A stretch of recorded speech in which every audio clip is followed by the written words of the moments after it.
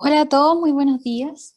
Hola, buenos Les días. damos les damos la bienvenida a todos los participantes a esta nueva capacitación organizada por la DIPRESE de la Subsecretaría de Salud Pública del Ministerio de Salud, con apoyo del Departamento de Salud Digital del Ministerio de Salud, quien hace posible este encuentro el día de hoy.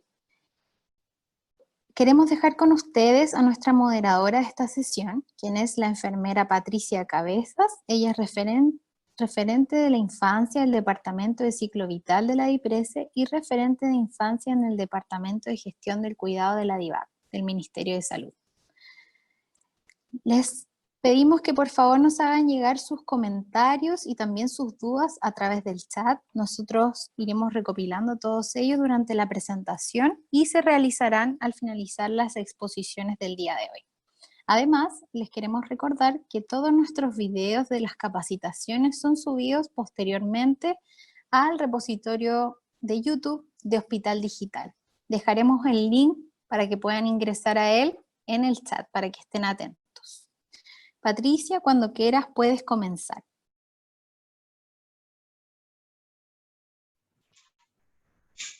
Hola, buenos días a todos. Bueno, primero que todo saludar a cada uno de ustedes, a cada uno de los que ha ingresado ya a esta convocatoria que, si bien es cierto, se hizo un poco como encima, pero hay cosas que en el ministerio a veces van así dándose fluidamente y tuvimos quizás poco tiempo para muchos que nos comentaron para poder haberse organizado. Dicho esto, tal como lo mencionaba, estas presentaciones quedan grabadas, así que también es una alternativa que se puedan posteriormente informar estos links y poder socializarlos y poder replicarlos nuevamente a quienes les interese el tema. Bueno, primero quiero un poco a contextualizar por qué estamos hoy día juntos y en qué estamos. Ustedes saben que el síndrome inflamatorio, perdón, está descrito hace muy poco, en abril de este año, entre abril y mayo, se describe que existe este síndrome que se asocia a algunas patologías más bien conocidas en el área pediátrica, como el síndrome Kawasaki, un síndrome inflamatorio tipo shock. Entonces, dadas estas circunstancias, se comienza con una idea de poder visualizar de mejor forma de qué estábamos hablando. Y eso se hace a través de los estudios internacionales y tal como lo hemos visto, nosotros hemos ido tomando todo esto post pandemia de otras regiones y en otras áreas del mundo. Con esto, rápidamente, la SOCHIMS, la Sociedad Chilena de Infectología, trabaja en este tema y nosotros recibimos este apoyo a través de un protocolo que se trabajó en conjunto, que ustedes lo deben conocer, o el que no lo conoce, se los menciono, que tiene resolución exenta 743 del 9 de septiembre, así que es como bien reciente, donde sale este protocolo aprobado de este ministerio para tener algunas consideraciones con el síndrome inflamatorio multisistémico. En este protocolo se trabaja además con la Sociedad de Infectología, con otras sociedades, con pediatría, con algunas de los otros departamentos de este ministerio, así que siendo un trabajo muy bonito y además muy consistente y robusto, sabemos que siempre se puede ir mejorando. Por lo tanto, una de las necesidades que se plantearon en algún momento fue el que esta patología se veía mucho más en los centros asistenciales de atención cerrada, por tanto, sin embargo, se presentaba con algunas características que podrían ser evidenciadas en atención ambulatoria. Y ahí nace la idea de este webinar como una necesidad sentida también de los profesionales que hacen atención en la atención primaria, valga la redundancia. Sin perjuicio de eso, esto es uno de los primeros capacitaciones o webinars que estamos pensando para poder posteriormente hacer una segunda o tercera versión con distintos focos y también abordar la parte más asistencial y lo que tiene que ver con la medicina intensiva o con la medicina también en hospitalizaciones pediátricas. Bueno, dicho esto, en realidad quiero volver a agradecer a todos aquellos que colaboran con nosotros en este ministerio, a todos aquellos que además, sin ningún afán de salir del anonimato, han querido estar en muchas instancias, y también agradecer a los dos médicos que están hoy día acompañándonos, que los quiero presentar. Ellos van a hacer una ponencia en relación a este síndrome, que en el fondo nosotros quisimos poner este diagnóstico oportuno del síndrome inflamatorio para pediatras y profesionales de la salud que trabajan en atención ambulatoria o en atención primaria. Ese fue este primer foco, este va a ser este primer foco de la presentación de hoy, y todas las preguntas, ustedes no pueden interactuar con nosotros, pero sí todas las preguntas las pueden ir haciendo a través del chat. Tenemos un equipo tras bambalinas que nos está ayudando a consolidar esas preguntas y poder después traspasarlas en algún instante del final de las presentaciones a nuestros especialistas, a nuestros médicos que nos están acompañando hoy día. Primero quiero presentar entonces al doctor Ricardo Mercado. Él es médico familiar de la Universidad Católica, con mención en niños. Trabaja además en la urgencia pediátrica del Hospital Sotero del Río, y además ejerce funciones como asesor técnico en el área de salud de la Corporación Municipal de la Florida. Aprovechemos esta instancia con el doctor Ricardo Mercado también para acercarnos a lo que hacen ustedes en el día a día desde la atención primaria. Y nos acompaña también el doctor Juan Pablo Torres, que es médico pediatra, infectólogo de la Universidad de Chile. Trabaja además hoy día con labores de la Facultad de Medicina de la Universidad de Chile y en el Hospital Luis Calvo Maquena. Así que también tenemos un potencial acá de dos expertos que quisiéramos sacarle el jugo, así que le agradezco desde ya a ambos, y con esto damos inicio a la presentación. No olviden que esto quedará grabado y no olviden de mandar sus preguntas o comentarios al chat. Ricardo, entiendo que empezarías tú. Te doy perfecto. El micrófono. ¿Ahí? Ya. Bueno, partir por agradecer la oportunidad, en el fondo, de poder participar en estas clases, en estos webinars, en el fondo, que nos permiten llegar a distintos lugares, y a lugares que a mí en lo personal me motivan mucho, como la atención primaria y la urgencia infantil. Y en este contexto de pandemia que nos ha afectado a todos, y que probablemente hasta principios de año los que veíamos o los que vemos niños pensábamos que no nos había afectado tanto, o que habíamos pasado mucho más colado de lo que creíamos, ya tenemos nuevos indicios de alguna condición específica de los niños que se habría vinculado al coronavirus. Ahora, en este contexto, y como para partir, el objetivo de esta presentación es que nosotros podamos aumentar y mejorar el índice de sospecha de esta condición en médicos generales, familiares y pediatras. Como vamos a ver en adelante, es súper importante que comencemos a pensarlo para poder identificarlo y diagnosticarlo, y obviamente en consecuencia tratarlo oportunamente. En ese contexto, reconocer los principales signos y síntomas del síndrome inflamatorio multisistémico asociado al coronavirus es fundamental. definir una conducta en relación a eso. Y bueno, tal como decía un poco Patricia, lo que busca también esta presentación es difundir el protocolo ministerial vigente, que está basado fundamentalmente en las recomendaciones de la Sociedad Chilena de Infectología. Así que la idea es que podamos abrir una ventana para darlo a conocer, para que podamos discutirlo y para entregárselo a ustedes, cosa de que puedan empezar ya a ponerlo en práctica.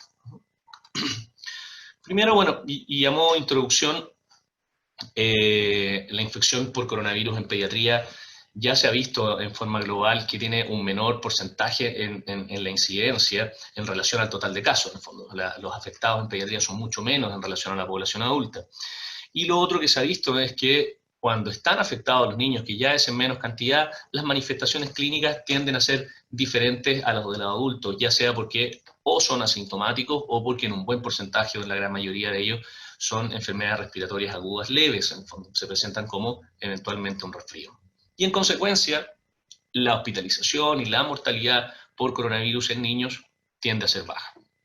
Ahora, ya a contar de abril, y nos contaba un poco la Pati, abril, mayo, por ahí, Italia, en el Reino Unido, también en Estados Unidos, empezaron a haber algunos reportes de algún síndrome inflamatorio multisistémico muy similar o muy parecido a la enfermedad de Kawasaki, y que se pueden asociar a pacientes que están haciendo en forma aguda el coronavirus o que lo han tenido en el último tiempo. Hay distintos reportes, algunos hablan hasta 2 semanas, por ahí he leído hasta 4, pero que están asociados a la atención, al haber tenido o tener activamente el coronavirus. Y el tema con este síndrome inflamatorio multisistémico es que puede evolucionar a una falla multiorgánica o puede evolucionar incluso al shock. Por lo tanto, el índice de sospecha y detección precoz en estos casos es muy relevante. Estos son datos extraídos de la página de cifras oficiales del gobierno, y aquí vemos que el porcentaje de personas afectadas o casos confirmados por coronavirus en menores de 10 años es bajo, eso bordea alrededor del 3,5%, y los menores de 15 años, que es un dato que yo ahí destaco, en el fondo es recién el 5,8% de todos, en el fondo, de los casos confirmados que hemos tenido a nivel país. Ahora, bueno, tal como decía Patricia, es un síndrome bastante nuevo, reportes recientes, por lo tanto, estamos partiendo de una información que esperamos se pueda profundizar en el tiempo. ¿Y qué es lo que sabemos por el momento? La mayor serie de casos que está reportada hasta el momento como serie es la de la CDC en Estados Unidos, y ellos reportan 186 casos de menores de 21 años. Y como para que se hagan una idea, se vio que casi el 30% eran niños de 1 a 4 años y el 25% de niños de 5 a 9 años, siendo como los grupos más prioritarios donde se presentó esta condición. Es relevante también destacar que de estos niños el 73% estaban sanos previamente, o sea, no eran niños que tuvieran comorbilidades o niños con patologías crónicas, como es el perfil del paciente eventualmente más grave en adultos, que tiende a afectar de una manera más compleja a personas con comorbilidades. En este caso son en un 73% niños previamente sanos. Y de estos niños, el 80% requirió hospitalización. Entonces, ya si vamos a datos más locales, en el fondo vemos que en Chile, y esto es según una comunicación preliminar de la red infectológica de pediatría, al fondo que consolida información de varios centros, habríamos tenido hasta la fecha 165 casos. Aquí ustedes ven en la gráfica en azul, es como el aumento progresivo, el consolidado o el concentrado de pacientes en el tiempo. Y en este último periodo, por lo menos en la última semana, no se habrían reportado casos nuevos, pero ya llevamos en total 165. Ahora, como serie total, como serie específica de un centro, yo la única que logré encontrar es la del Ezequiel González Cortés, que hizo un reporte ya en junio, entre el 13 y el 24 de junio, hizo un reporte de 6 casos de pacientes que habían ingresado a la unidad de paciente crítico por este síndrome multiinflamatorio o inflamatorio multisistémico. Y ahí ustedes pueden ver, y ahí más que como datos específicos, es tener la idea un poco de que se describen las características de este paciente. Están más o menos 50-50 entre hombres y mujeres, el grupo de edad va entre los 10 meses y los 12 años, y pueden ver también en la tercera fila que se presentó como un Kawasaki clásico en el 3 3%, o sea, perdón, en 3 de los 6 casos, esto quiere decir que enfermedad de Kawasaki con shock, y en otro no tuvo síntomas vinculados a Kawasaki o fue un Kawasaki incompleto, va a ser como la equivalencia. Los síntomas digestivos también estuvieron presentes en la mitad más o menos de los casos, y en estos casos todos evolucionaron con shock, necesidad de ventilación mecánica y drogas vasoactivas.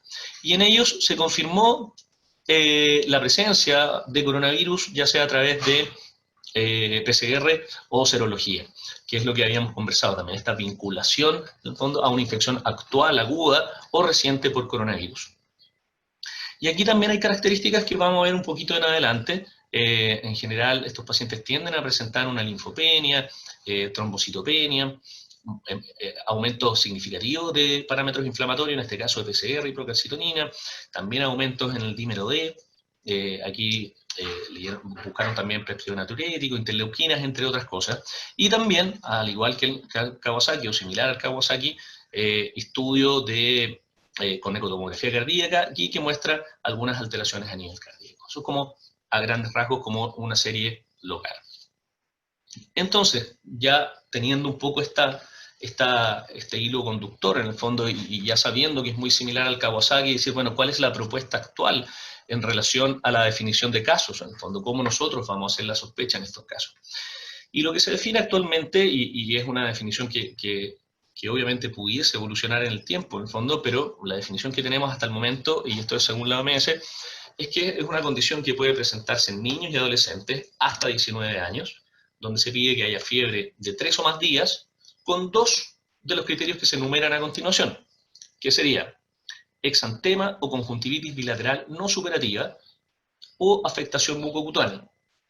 Eso, como vamos a ver también un poquito más adelante, puede presentarse en el Kawasaki. O sea, como una especie de conjuntivitis que es no superativa, sin secreciones en el fondo, y con afectación mucocutánea.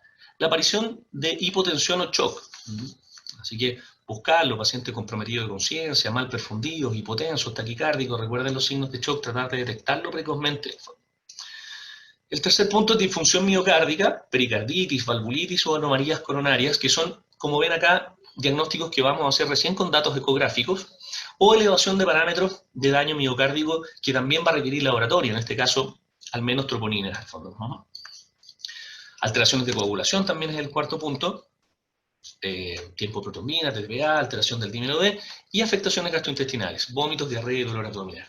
Entonces, estos son los 5 puntos que inicialmente se han planteado como sospechosos o necesarios para sospechar de un síndrome inflamatorio multisistémico, o sea, 3 días de fiebre con 2 de los criterios que ya nombramos.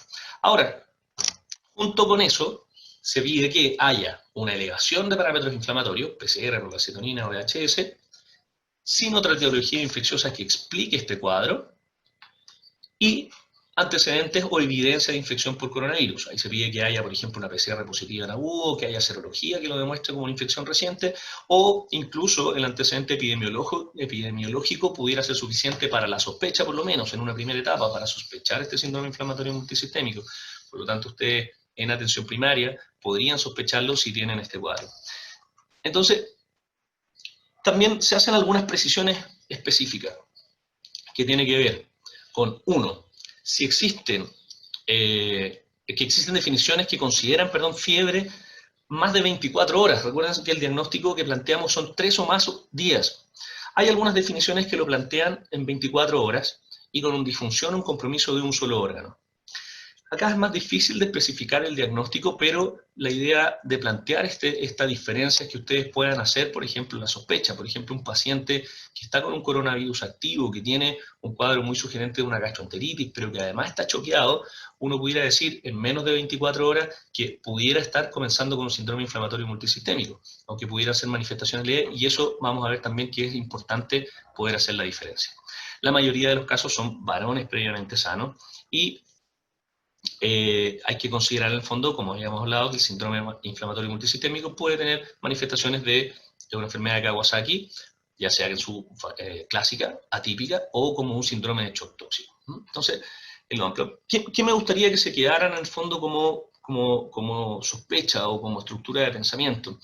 Dijimos entonces que son niños y adolescentes de 0 a 19 años con fiebre de 3 o más días, y con 2 de los siguientes criterios. Y acá yo destaco los criterios que son clínicos, que no requieren de un examen para poder hacer la sospecha. O sea, por lo tanto, si ustedes ven en atención primaria, en la consulta ambulatoria, en algún lugar, un paciente que tiene 3 o más días de fiebre, que está con exantema, o tiene una conjuntivitis bilateral no superativa, o tiene los labios extremadamente partidos, lengua frambuesada, manifestaciones mucocutáneas también, hipotenso, choqueado, o que tiene síntomas gastrointestinales, hay que pensarlo, al menos pensarlo. Y con eso, en el fondo, definir si es que vamos a avanzar. Por lo tanto, uno tiende a quedarse desde lo clínico, necesariamente, recuerden que los criterios están definidos, pero desde lo clínico, sin acceso a exámenes, en el box, en el enfrentamiento directo al paciente, con niños de 0 a 19, 3 o más días, pudieran ser menos días, como referimos anteriormente, y que cuenten con 2 de los siguientes criterios. Si ya hay uno, por ejemplo, quizás gastroenteritis es más difícil de hacer la diferencia, porque pudieras tener síntomas como vómitos, diarrea, más bien inespecíficos. Pero si está hipotenso, si el paciente o refiere haber tenido algún exantema en algún momento, uno podría no ver el exantema, podría estar en la historia, pero si está la historia del exantema, de la conjuntivitis, si la mamá refiere que tuvo los ojos rojos, que estaba con los labios bien partidos, sospecharlo. Esos son los indicadores que nos van a hacer sospechar en un lugar sin acceso rápido al laboratorio, y además del antecedente epidemiológico. O sea, si tú además de esto buscas activamente, oye, estuve en contacto con alguien con coronavirus y sabe que la abuelita que vive con nosotros le diagnosticaron coronavirus la semana pasada, entonces, bueno, aquí tenéis que levantar la alerta y hacer la sospecha. ¿Sí? Hacen un recordatorio de la enfermedad de Kawasaki, en fondo, que sale bien a la palestra, en el fondo, en este síndrome, porque tiene cosas bastante similares, en el fondo. Y los criterios de enfermedad de Kawasaki son los que están viendo ustedes acá, 5 o más días de fiebre y presencia de 4 o más de los criterios que están enumerados. Cambios en extremidades, acuérdense que al principio uno puede ver eritema, palmas, plantas, que puede ser un poquito doloroso en algunos casos, en el fondo, además, o a veces solo edema, en el fondo, pero ese es el compromiso. En la fase subaguda, o sea, ya en la medida que pasa el tiempo, uno puede ver que se van descamando los dedos en regiones periunguales. Ahí ustedes tienen imágenes que les agrego para que ustedes también puedan hacerse una idea de cómo se ve. Un exantema polimorfo es más bien inespecífico en general los Kawasaki, hay que pensarlo. Ahí tienen ahí una imagen. La inyección conjuntival, como ya la describimos, tiende a ser en el fondo bilateral, no supurativa, y ahí hay que considerarla dentro de los criterios de Kawasaki. Cambios en labios y mucosas, aquí también se puede ver algún enantema, algunas lesiones intraorales, una lengua frambuesada o labios partidos, resecos, como se ven en la imagen que ven ustedes adelante.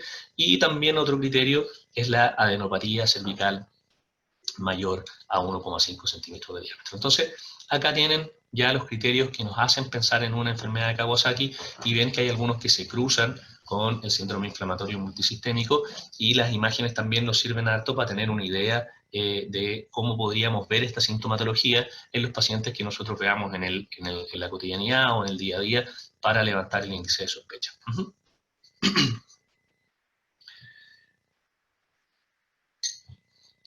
Ahora, ¿cuáles se han referido como las principales diferencias entre un síndrome inflamatorio multisistémico asociado a coronavirus y una enfermedad de Kawasaki? Son más bien mínimas. Yo creo que no es importante que ustedes traten de hacer ese diagnóstico diferencial, pero sí es bueno que tengan algunas nociones, en el fondo. Primero, edad levemente mayor que en pacientes con enfermedad de Kawasaki en general. Los pacientes de Kawasaki en un 85% de los casos tienden a ser menores de 6 años, más o menos. Como vimos anteriormente, los síndromes inflamatorios multisistémicos se extienden hasta los 10 años, 12 años, incluso dentro de la definición está descrito hasta los 19. Si bien Kawasaki se pueden ver más tarde, lo más frecuente es que sean en niños menores. Mayor compromiso digestivo y neurológico, en el fondo, en pacientes que tienen un síndrome inflamatorio multisistémico, hay mayor compromiso de conciencia. Esto puede estar asociado al shock o a otras sintomatologías, por lo tanto, es bueno ir evaluándolo. Presencia de shock, como les decía, asociado a síntomas. Un Kawasaki en general se presentan con más frecuencia sin síntomas sugerentes de shock, no están choqueados, son niños más bien con fiebres prolongadas, con síntomas variables. En cambio, en este caso es más frecuente que el paciente se choquee, en el fondo. Entonces, pacientes mal perfundidos, hipotensos, taquicárdicos, es bueno identificarlo.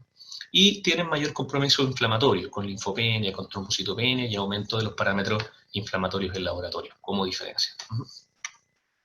Perdón. Mira, están planteados como 4 grandes grupos de presentaciones en relación al síndrome inflamatorio multisistémico. Yo se los pongo acá fundamentalmente para que lo tengan como en conocimiento, pero yo creo que lo más relevante es que ustedes tengan en mente la presencia del síndrome inflamatorio multisistémico y la sospechan más allá de si pueden enmarcarlo o no en estos síndromes o en estas grandes presentaciones. O sea, ya sea uno con síntomas inespecíficos, es lo que predomina, fiebre, racha y compromiso gastrointestinal, el 2, que es un compromiso cardíaco, como una enfermedad de Kawasaki, en el fondo, o síndrome de shock tóxico. Entonces, que eso significa que en la práctica va a ser una confirmación con ecocardio, finalmente. O sea, un paciente que presentó su sintomatología y requiere un ecocardio para confirmar eso. Por lo tanto, no es algo que ustedes puedan diferenciar, inicialmente en la clínica. Shock mixto o inestabilidad hemodinámica, un paciente que se presenta así y que ustedes pueden verlo inicialmente y probablemente en una instancia podrían no tener tan claro que estamos frente a un SINFO, que podría ser también un shock séptico o alguna otra causa de un shock o inestabilidad hemodinámica, pero es bueno que lo empiecen a pensar. Y la tormenta de citoquinas, que ya también es un cuarto tipo de presentación. ¿Sí?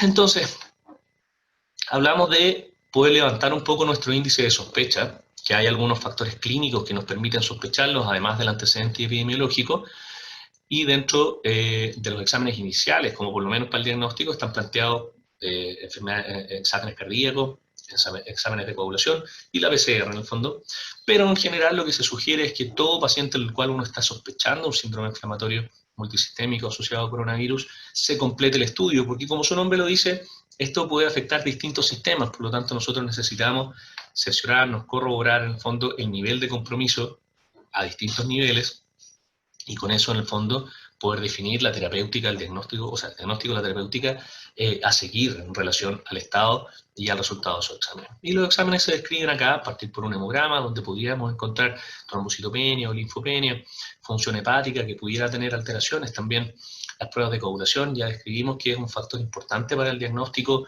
TP, TTPA o el dímero D en el fondo, y también muy importante para definir el tratamiento. Gases venosos, electrolitos, ácido láctico, también parámetros inflamatorios como PCR y VHS, algunos también incluyen procalcitonina en este estudio, función renal con creatinina y BUN, función cardíaca con enzimas cardíacas, creatinquinasa, CKMB y troponina, amilasa, lipasa, radiografía de tórax y estudio cardíaco con eco y electrocardiograma. Entonces, como lo que se sugiere como estudio inicial para hacer la confirmación y también para definir la evolución. Con respecto al abordaje terapéutico, mira, por el momento no hay guías publicadas o recomendaciones internacionales como que hayan hablado específicamente de la terapéutica en relación al síndrome inflamatorio multisistémico, y tampoco hay estudios en el fondo que hayan comparado la eficacia de los distintos tratamientos, como decir, me voy por la línea A o por la línea B. Ahora, ¿qué es lo que han hecho en el fondo? En general, todas las instituciones que se han encontrado con este cuadro muy similar a una enfermedad de Kawasaki, lo que han hecho es irse por la línea del tratamiento de la enfermedad de Kawasaki. Además de todas las medidas de apoyo y cuidados dirigidos al tratamiento del paciente en general, de su condición de shock o de su proceso inflamatorio. Y las medidas inflamatorias están basadas fundamentalmente en terapias, como les comentaba, usadas para la enfermedad de Kawasaki, que tiene fundamentalmente el uso de inmunoglobulinas endovenosas, esteroides, y además incluyen tratamiento en el fondo con anticoagulantes y muchas veces, según la condición y el diagnóstico cardíaco, ácido acetilsalicílico que puede ser incluido. Obviamente todos estos tratamientos ya son de unidad intermedio o UCI, por lo tanto no es algo que nosotros vamos a manejar en el fondo tanto ni en un servicio, ni en una atención primaria, ni en un servicio de urgencia, donde probablemente sí, sobre todo en un paciente que pueda venir con algún compromiso hemodinámico, lo importante es hacer la identificación de este. Por lo tanto, cuando uno habla del abordaje terapéutico para el setting general de atención primaria o de urgencia, es fundamental buscar e identificar el shock. Recuerden que en fases tempranas un paciente podría no estar hipotenso y podría estar solo taquicárdico, mal perfundido, podría haber compromiso de conciencia, irritabilidad en un niño pequeño. Piensen en que un paciente pudiera estar choqueándose inicialmente, sobre todo antes de derivar. Monitorización invasiva y precoz, reposición y reanimación de volumen, eso también es relevante en caso de pacientes hipotensos. Soporte hemodinámico apropiado, eso también ya es de nivel secundario y terciario. Soporte ventilatorio, estos pacientes van a requerir soporte ventilatorio, por lo tanto la sospecha y derivación precoz es fundamental. optimizar el aporte de oxígeno y en algunos casos incluso puede llegar a usarse ECMO. Entonces, esto me parece que es súper relevante que ustedes lo tengan en mente cuando se enfrenten a un paciente en estas condiciones, y como todo paciente que está en una situación compleja o en una situación de riesgo o en de compromiso hemodinámico, la evaluación por el ABCDE es fundamental en estos casos, sobre todo en un setting de atención primaria de urgencia. Por lo tanto, asegurar que este paciente tenga una vía permeable, en general no tienen problemas de obstrucción de vía aérea, asegurar una saturación de oxígeno y evaluar la necesidad de aporte. Probablemente ustedes, si ya ven un paciente comprometido con inicios de shock, tienen que partir apoyando con oxígeno. Observar ventilación y evaluarla con su frecuencia respiratoria, si hay signos de dificultad respiratoria presente o no, pudiera este paciente incluso tener una taquipnea compensatoria de su acidosis metabólica, entonces evaluar en fondo la mecánica respiratoria. Circulación, cómo está su frecuencia cardíaca, su presión, su perfusión, y evaluar la necesidad. En caso de sospecha de shock, vía venosa, una, idealmente dos, y expansión con suero fisiológico en caso de ser necesario. Ténganlo en mente. Desde el punto de vista neurológico, el nivel de conciencia, un paciente que está irritable o por otro lado un poco soporoso, decaído, somnoliento, puede significar signos iniciales de shock que es bueno evaluarlo. Cómo está con el dolor y el manejo de la glicemia de este paciente, que son cosas que podemos hacer en atención primaria y que es bueno que las tengamos muy consideradas para estabilizar y derivar a este paciente en caso de que estemos sospechando.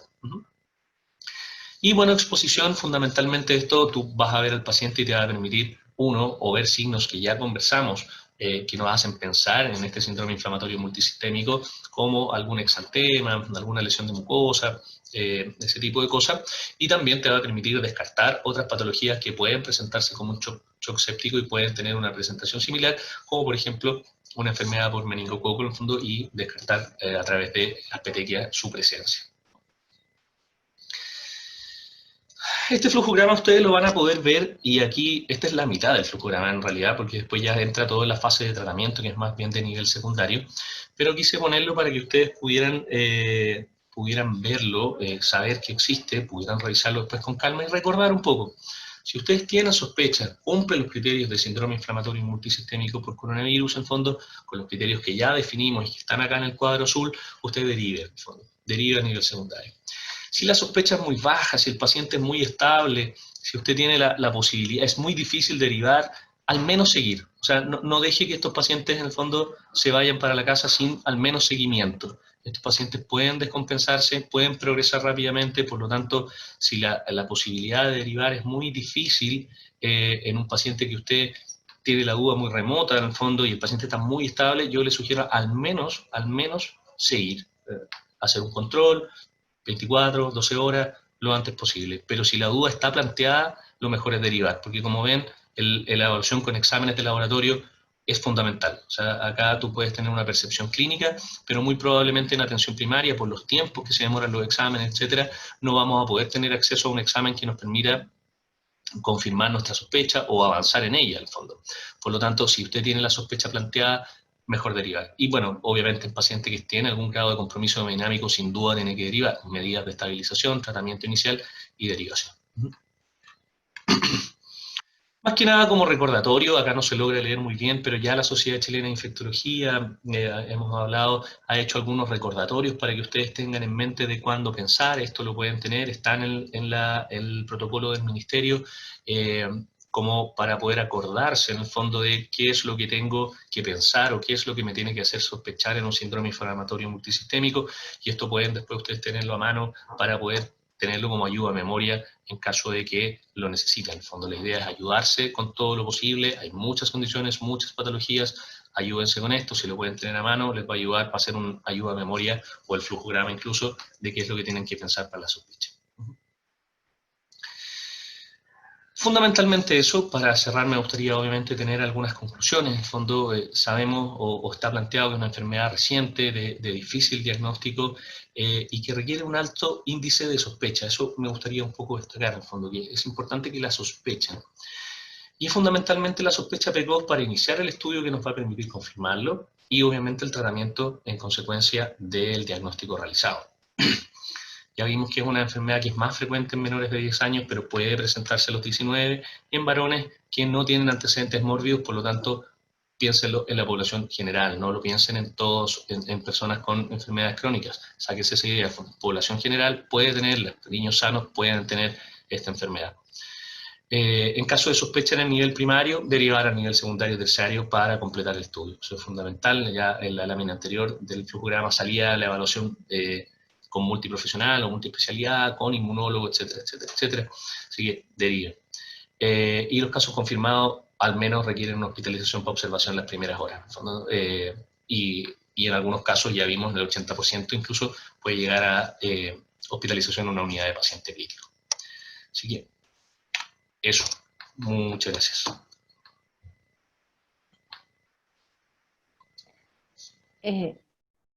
Gracias.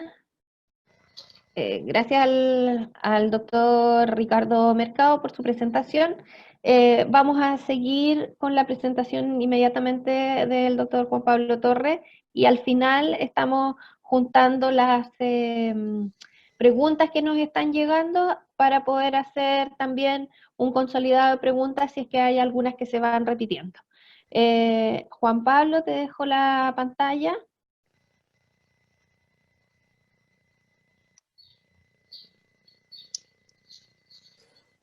Gracias, Pati. Si dejan de compartir la pantalla, yo pongo inmediatamente la presentación. Ah, para un que detalle podamos partir, técnico. por favor. Sí, para Estamos hacer el trabajando para pase, usted. no hay problema. Gracias.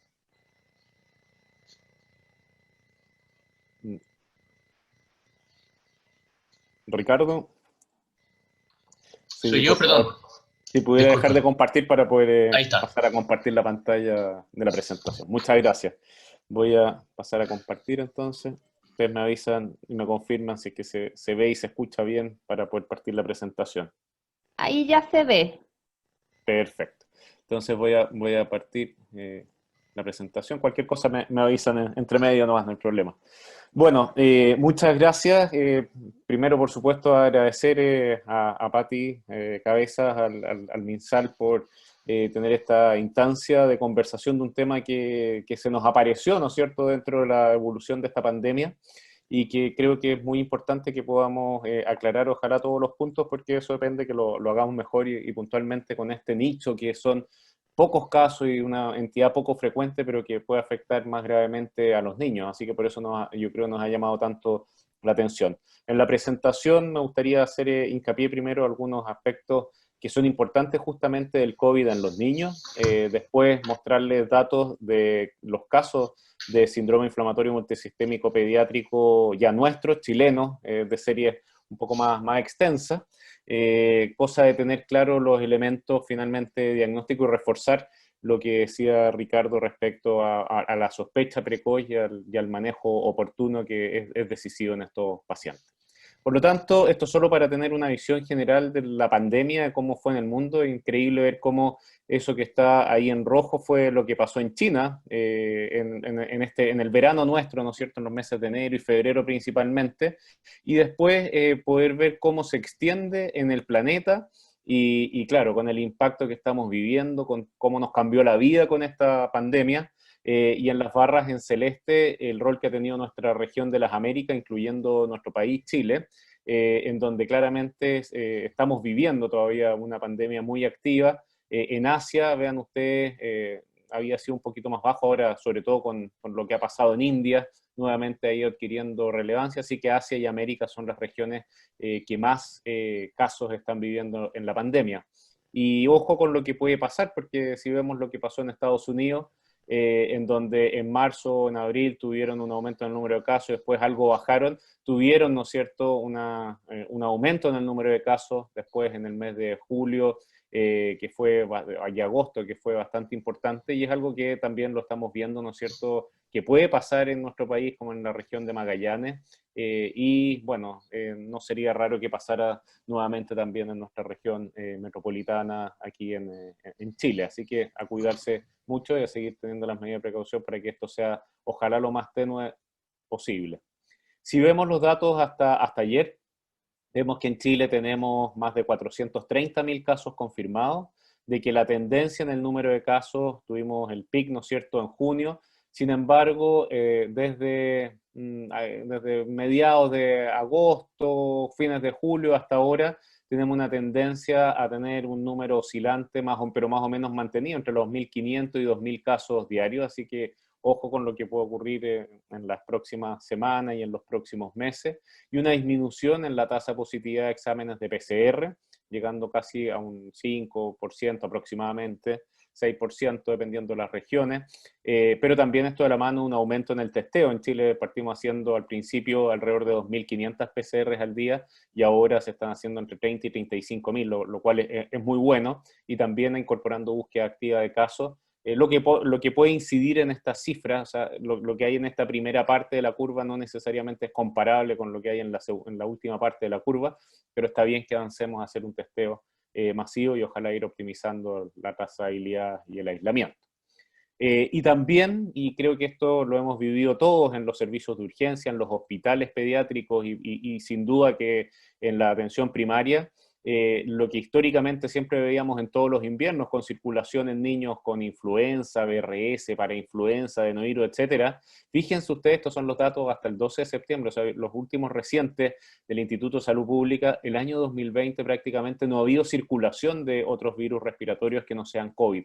Así que eso también refuerza el que si hay síntomas respiratorios de una etiología viral, lamentablemente en este momento lo más probable es que siga siendo el COVID, por probabilidades, digamos, el agente causal de ese posible cuadro. En realidad es impresionante que virus, para nosotros, por lo menos desde el punto de vista infectológico, que estudiamos los virus respiratorios, que no estemos viendo virus respiratorios sincicial un año completo, es realmente un hito que nos va a dar seguramente para otro tipo de reflexiones que son importantes. Si vamos a ver ahora qué impacto ha tenido el COVID en los niños en Chile, ya algo mostraba Ricardo, si lo seguimos actualizando y los vemos ahora, no hasta los 15, sino que en todos los menores de 18 años hasta el 17 de agosto, estas son las cifras del Departamento de Epidemiología del MinSal, vemos que tenemos casi 40.000 casos de menores de 18 niños, vamos a llamarlos niños, en el país, de los cuales el porcentaje, claro, extendiéndolo hasta los 18 años, aumenta hasta un 8,5%, y también en la medida que se empieza a buscar esta búsqueda activa, los niños han estado en sus casas, no han ido a clases, entonces tampoco han estado muy sujetos al testeo, y esto pasa en otros países más, en la medida que pasa y avanza la pandemia, avanza el testeo y los niños se empiezan a incorporar en esos programas de búsqueda, empieza a aumentar también el porcentaje, a más o menos cifras parecidas. Estados Unidos también ahora reporta un poco más de un 8% en los menores de 18 años. Ha implicado un poco más de 1.000 hospitalizaciones de niños a lo largo del país, sin diferencia entre género, hombres o mujeres. Ahí está la distribución por grupo etario. Y también hemos tenido cifras de fallecidos. Yo creo que en esto es importante ir a tener un análisis al detalle de cuáles son las causas. La mayoría de estos corresponden a niños con comorbilidades y hay que ver bien qué es lo que ocurrió, digamos, para tener bien claras estas causas. 193 niños han estado hospitalizados en unidades de cuidado intensivo, 32 conectados a ventilación mecánica. Pero eso sirve para tener la visión general del impacto del COVID en los menores de 18 años en Chile, a grandes rasgos epidemiológicos.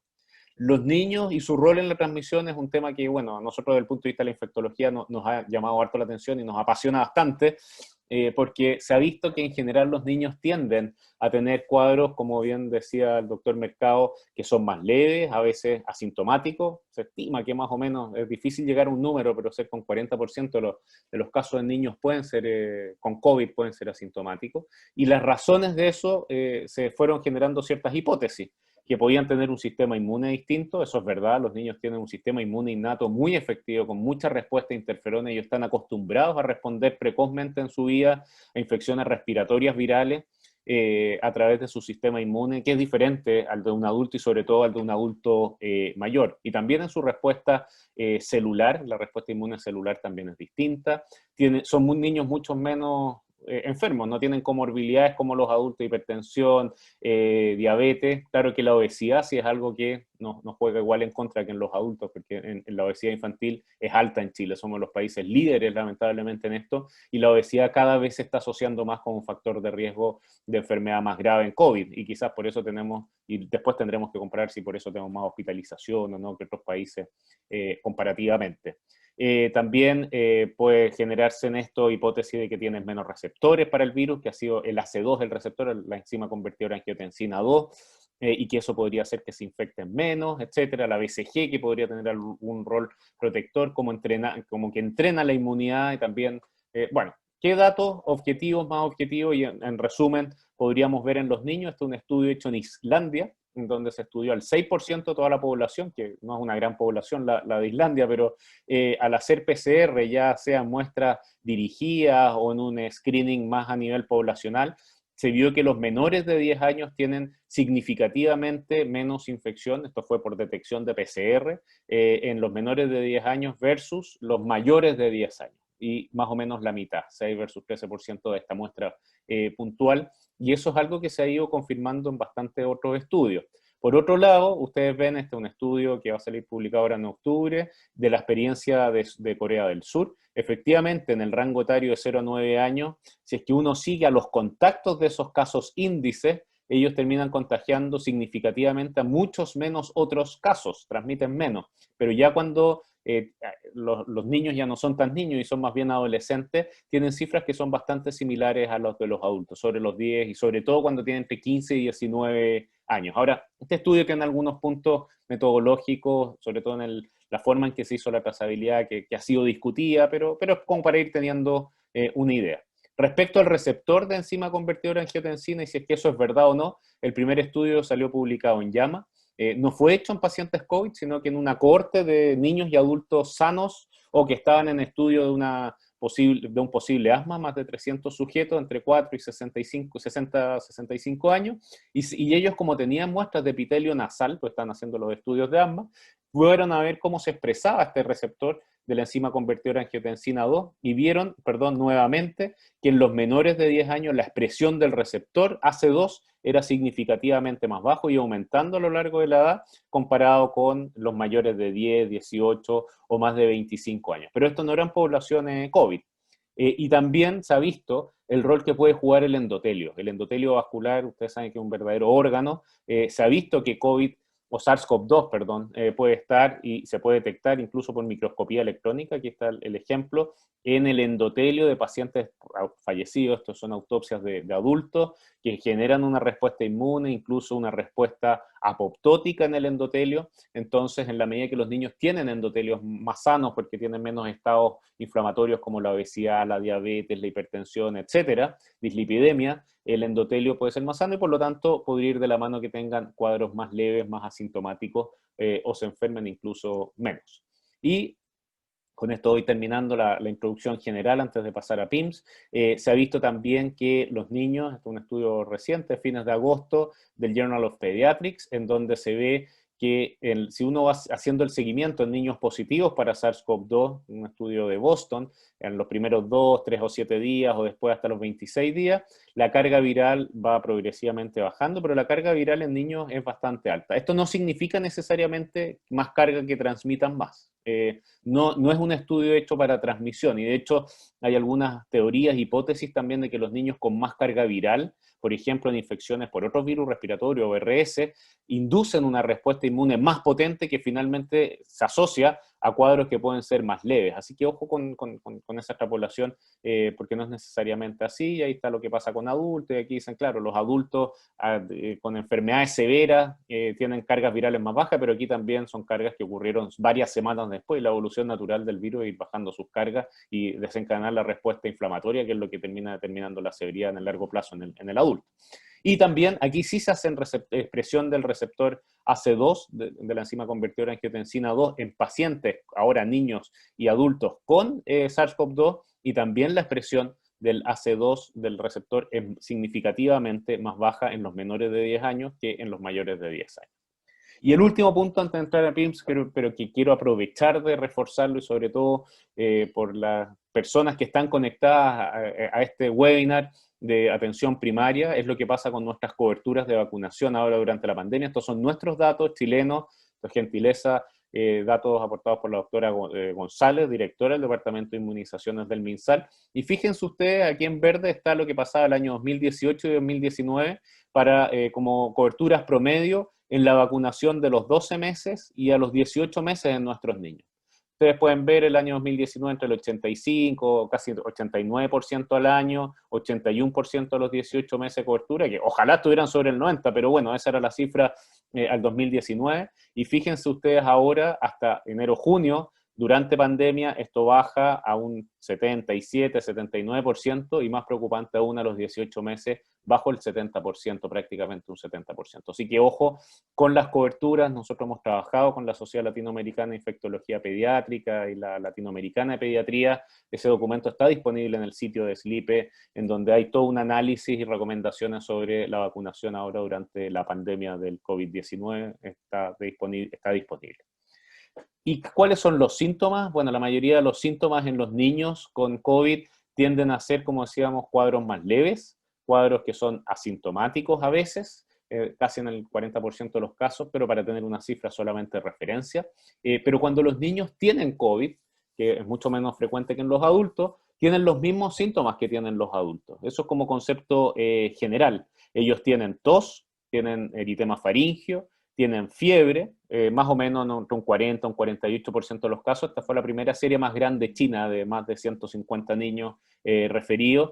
Bueno, y después vienen otro tipo de síntomas como diarrea, fatiga, rinorrea, vómitos, congestión nasal, etcétera. Pero vean ustedes, son los mismos síntomas de los adultos, pero menos intensos y menos frecuentes. Eso es lo que habitualmente ocurre en los niños que tienen COVID. Esta ya es otra serie europea de 582 niños en 82 hospitales de 25 países de Europa, una serie que refiere sí más casos de hospitalizados, niños y adolescentes hospitalizados. El 62% de la serie eran de niños hospitalizados, 8% de ingreso a UTI, 0,7% de fallecidos, y en los niños menores de un mes se vio ahí que podía haber una tendencia que estuvieran más en UTI, pero también se hacía un monitoreo de estos niños, no sabíamos cómo se iban a comportar. Las veces que hemos tenido, nos ha tocado ver niños en nuestro hospital, en el Calvo Maquena, recién nacidos o menores de un mes. La verdad que afortunadamente la evolución, si es que no tienen comorbilidades, es bastante buena. Alrededor en esta serie solo un cuarto de los niños tienen comorbilidades de diferente tipo como las que ahí aparecen, y también la infección respiratoria del tracto inferior ocurre en un cuarto de los pacientes. Esos son los datos de esta Corte Europea, o sea, 1 de cada 4 va a terminar con una neumonía propiamente tal si es que tiene su COVID. Pero empieza a aparecer, como decía el doctor Mercado, los primeros reportes, sobre todo vino de Europa, de las sociedades científicas de intensivo pediátrico de Inglaterra, en España, en Italia, etcétera, empiezan a alertar de esta enfermedad como tipo Kawasaki, que bien describió el doctor Mercado, a veces con o sin shock, como un shock tóxico, un cuadro severo que está afectando a los niños y que se veía que podía detectarse en niños que habían tenido COVID porque la serología salía positiva, o bien estaban con un cuadro agudo porque la PCR para COVID o SARS-CoV-2 sale positiva. Pueden darse ambas situaciones, por lo tanto, el tiempo de presentación, como vamos a ver, en general la mayoría de los casos empiezan a verse 2, 3, 4, 5 semanas después del aumento de positividad en el país. Que es justamente esto. Esto es lo que refiere el estudio que mencionaba el doctor Mercado de Feldstein, de los 186 niños en Estados Unidos. El 80% de ellos requirió un ingreso a UTI, hubo 4 fallecidos. Así que PIMS o MIS-C, como lo llaman en Estados Unidos, es un cuadro grave y que hay que sospecharlo precozmente, porque si se sospecha y se maneja oportunamente, en general, como vamos a ver, la mortalidad prácticamente se evita. Y aquí cuando empieza a aumentar a nivel poblacional el aumento de PCRs positivas, ¿no es cierto?, en una determinada área geográfica o en un país, más o menos un mes después, casi en espejo, empiezan a aumentar progresivamente los casos de PIMS en esa misma área geográfica concomitantemente, porque se supone que el principal mecanismo es más bien postinfeccioso, un gatillante del SARS-CoV-2 como de una respuesta inmune que después se puede presentar como esta enfermedad tipo Kawasaki o shock semanas después. Pero también puede ser durante la fase aguda de la enfermedad en un niño o que hizo una enfermedad asintomática y después se presenta como PIMS, o que le detectamos una PCR positiva en el momento del ingreso y pensamos que es definitivamente un cuadro agudo. Ambas situaciones pueden estar determinadas. Aquí aparece, ¿no es cierto?, en esta serie grande que los niños pueden tener en un 80% de los casos algún tipo de compromiso cardiovascular, ya sea y sobre todo elevación de exámenes o alguna alteración ecocardiográfica, miocarditis, alteraciones en la fracción de eyección, pero principalmente elevación de proBNP o de troponina cuando se presenta el PIMS. Y también de otros órganos, como vamos a ver, que eso se tiende a repetir también en la serie chilena. ¿Cuál es la edad promedio, la mediana, perdón, de presentación del PIMS? En esta serie americana fue de 8 años. Ya vamos a ver los datos chilenos. Obviamente todos tienen fiebre porque, como bien decía el doctor Mercado, eso es parte del requisito de la definición del PIM o del MIS-C. Tienen que tener fiebre ya sea por 1 o por más de 3 días, dependiendo de la definición que ocupemos. Y la duración, la mediana duración de fiebre es de 6 días. Vamos a ver los tratamientos en el contexto de lo que hemos hecho acá en Chile, pero en esta serie también se usó principalmente gamma-globulina intravenosa y glucocorticoide sistémico, y como les decía, el 80% de esta serie requirió un ingreso a unidades de cuidados intensivos.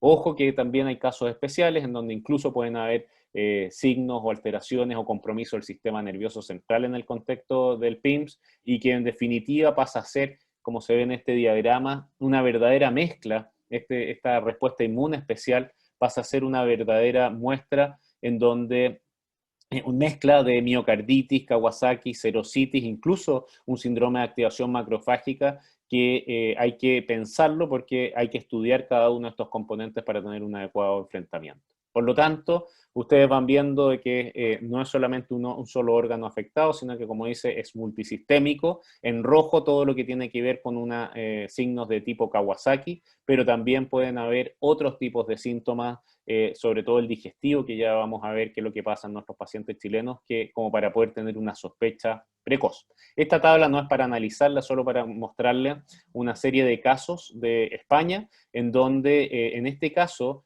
la forma de presentación fue el abdomen agudo. Entonces eso también es importante porque si en atención primaria, en urgencia, tenemos casos de niños con abdomen agudo, también tendría que estar dentro del diferencial la posibilidad de pensar que puede haber un PIMS o un síndrome multiinflamatorio, multisistémico inflamatorio que pudiera estar en curso.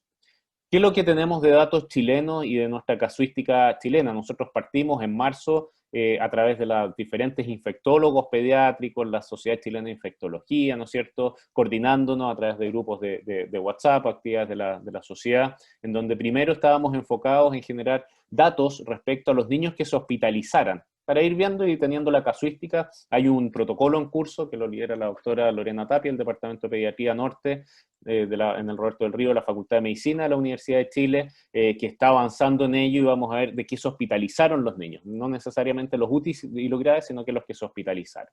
Pero sin embargo, eso nos sirvió, como esto ya estaba implementado, ¿no es cierto? Y teníamos incluso reportes de los casos sospechosos, los casos confirmados, etcétera, de cuando aparece la alerta de PIMS, de empezar a decir, bueno, ¿y qué es lo que pasa con el PIMS? Y así se constituyó finalmente una red de, en ese momento 26, pero ahora 28 centros, desde Antofagasta hasta Punta Arenas, en donde semana a semana, entonces íbamos viendo, cada uno de estos centros tenía que pedir permiso a su dirección, digamos, pero está todo anonimizado, es solamente tener el número, cuántos casos de PIMS por el infectólogo pediatra a cargo, ¿no es cierto?, sigan reportando en cada uno de los centros, y eso es lo que generamos y vamos comunicando semana a semana, ya lo mostró el doctor Mercado, que son los datos que tenemos de esta red de reporte infectológico pediátrico, y aquí vemos claramente que de esta red de reporte, son casos que se tienen que ir a confirmar, pero la verdad es que por lo menos han sido vistos por infectólogos pediatras, son y serían alrededor de 165 en el país hasta este domingo recién pasado.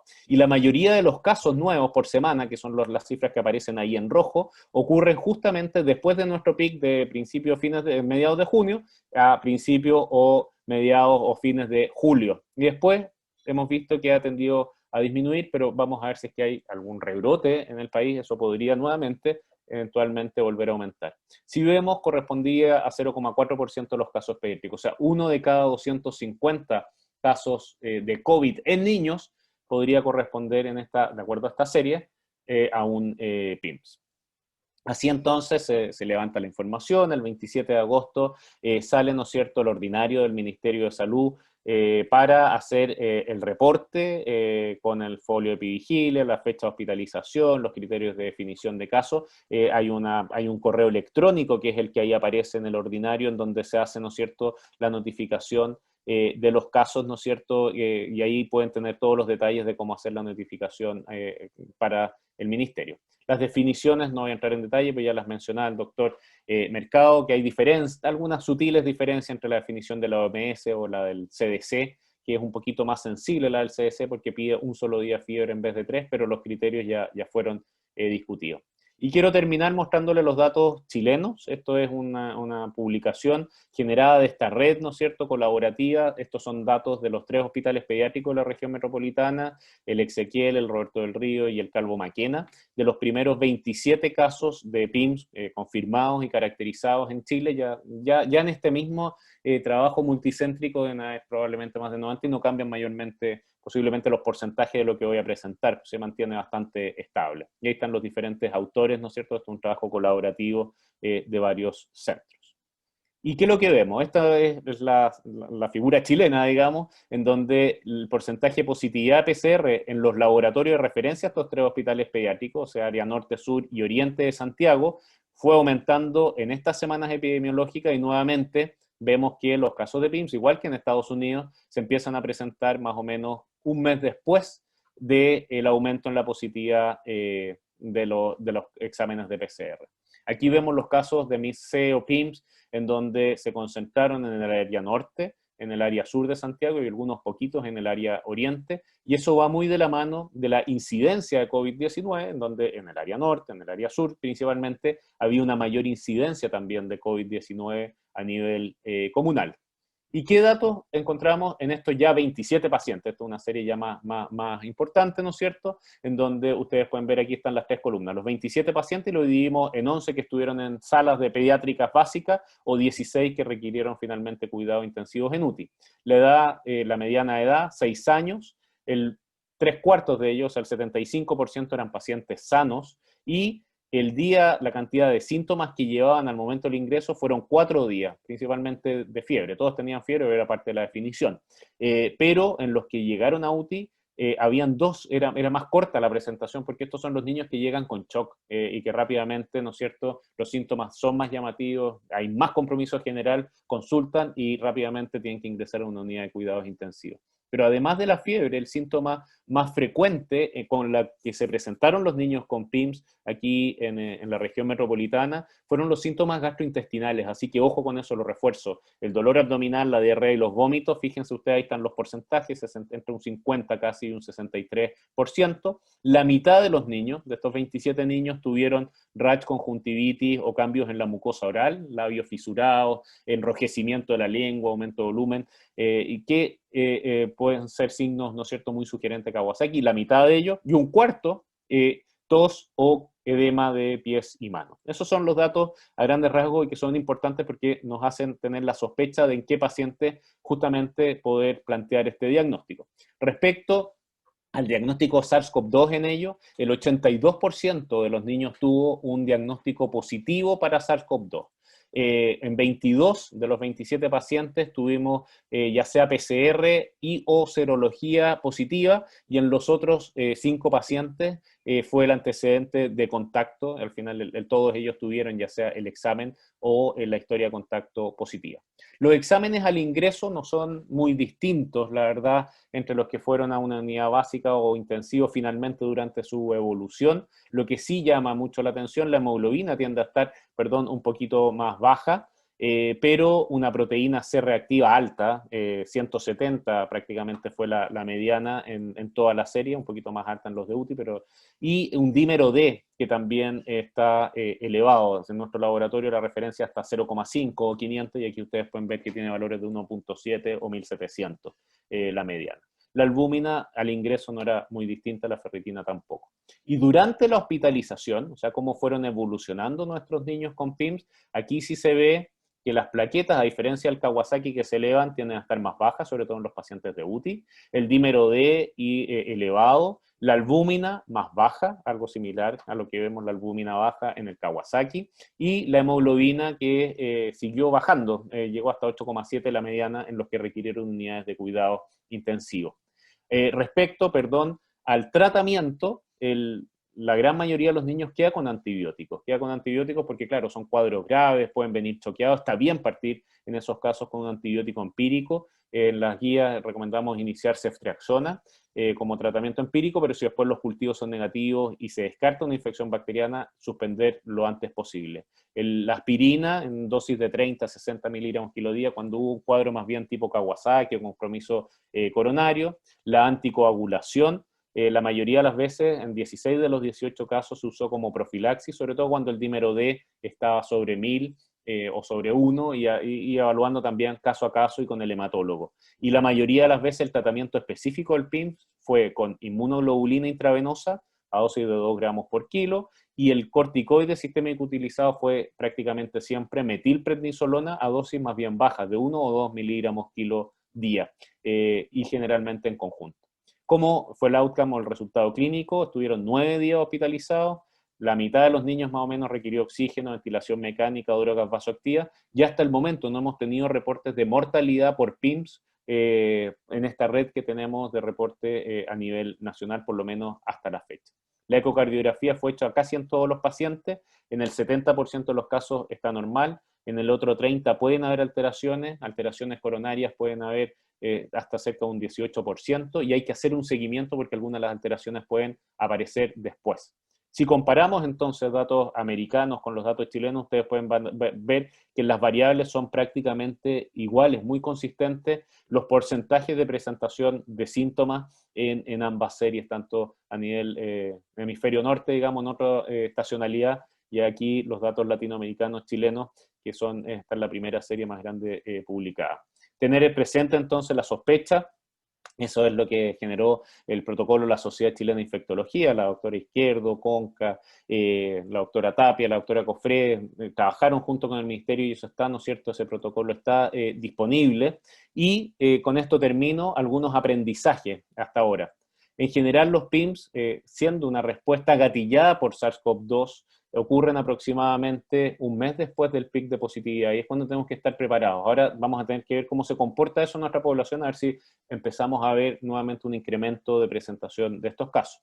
Lo más importante, la sospecha precoz y dentro de ellos síntomas clínicos que sirven, niños que tengan fiebre, síntomas gastrointestinales, un cuadro tipo apendicitis o abdomen agudo, signos tipo Kawasaki y obviamente la presencia de shock, nos tiene que hacer sospechar el PIMS, y si es que se sospecha, como bien lo decía el doctor Mercado, en ese caso hay que derivar, hay que hospitalizar, porque hasta el 80% en las series internacionales y el 60% en nuestra serie el 60% requirió de un ingreso a una unidad de cuidados intensivos pediátricos. La mediana de edad de presentación son niños más grandes que los que tienen Kawasaki, alrededor de 6 años o 6 a 8 años, de acuerdo a las series nacionales e internacionales. La mayoría de los niños después se va recuperando, si es que se hace bien, las anomalías coronarias hasta un 18% en esta serie que hemos visto en el país, y es más o menos parecido a lo que reportan 14, 20, 8% en series internacionales. Pedir el estudio de biomarcadores inflamatorios si hay sospecha de real, ahora paso a decir cuáles, pero si no hay sospecha real, no hay que pedirlo por protocolo o por defecto, porque si no, estos son exámenes que no estábamos acostumbrados a pedir en pediatría, el dímero D, la ferritina, el fibrinógeno, y créanme que nos puede confundir mucho si es que no los pedimos adecuadamente, si es que hay una verdadera y real sospecha clínica. El manejo, que ya mencionábamos con metil inmunoglobulina, la enoxiparina y la aspirina a veces, y discutido, digamos, con los equipos de especialidad, y no olvidar de dejar antibióticos si corresponden, pero tampoco abusar y dejarlos por mucho tiempo. En general, ceftriaxona es nuestro antibiótico empírico de primera línea. Y aquí están los estudios de primera línea, digamos, si es que hay una sospecha efectiva de PIMS, y de los que se puedan pedir en la atención primaria, hay varios de ellos, ¿no es cierto? Hemograma, PCR, pruebas de coagulación. Está también mencionado el dímero D, la ferritina, el fibrinógeno, la albúmina, la PCR para SARS-CoV-2 y la serología, y también acordarse de descartar otras infecciones bacterianas, tomando hemocultivos, si son niños que están con fiebre y choqueados, 2 hemocultivos, orina completa o algún otro examen de cultivo microbiológico de acuerdo a la sospecha clínica, líquido cefalorraquídeo, lo que corresponda, porque también han habido niños y han habido algunos casos de sepsis por estafilococo aureus en este periodo de tiempo que se han confundido con PIMS y no es la idea porque podrían terminar recibiendo corticoides. Entonces, de los exámenes que puedan pedir en atención primaria que están en este estudio de primera línea, hasta el protocolo del Hospital Calvo Maquena, ojalá que sí puedan ser pedidos oportunamente. La mayoría no recurre y muy importante, el trabajo en equipo, estar comunicados a la atención primaria, con el servicio de urgencia, con la pediatría, con la SUTI, hacer un seguimiento de los pacientes, no sabemos cuáles podrían ser las secuelas a largo plazo, afortunadamente no hemos tenido casos de muerte, y lo más importante, la sospecha precoz, la hospitalización, si es que efectivamente estamos consolidando un caso de PIMS, para un manejo oportuno, y no olvidarnos, y eso en atención primaria es algo que se hace mejor que en cualquier otro nivel de atención hospitalario o intensivo, la educación a los padres y a los profesionales de salud para tener justamente esta sospecha a tiempo. Muchas gracias.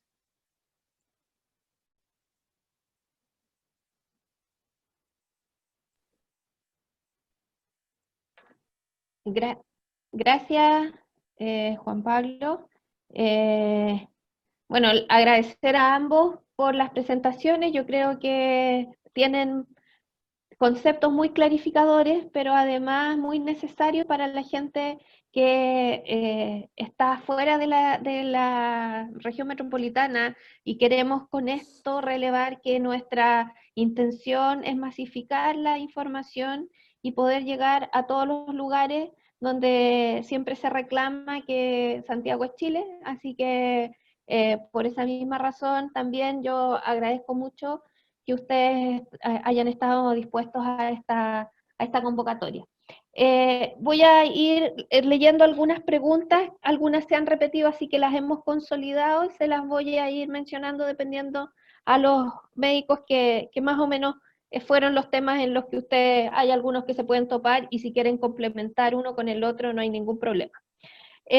La primera pregunta está en relación a la sintomatología. ¿En cuántos días después de la infección de COVID se podía presentar esta asociación de síntomas? Mencionado algo, ustedes lo decían como alrededor de un mes después, pero quisiera saber si eso tiene alguna consideración especial, no sé, doctor Mercado, o lo complementa después Juan Pablo.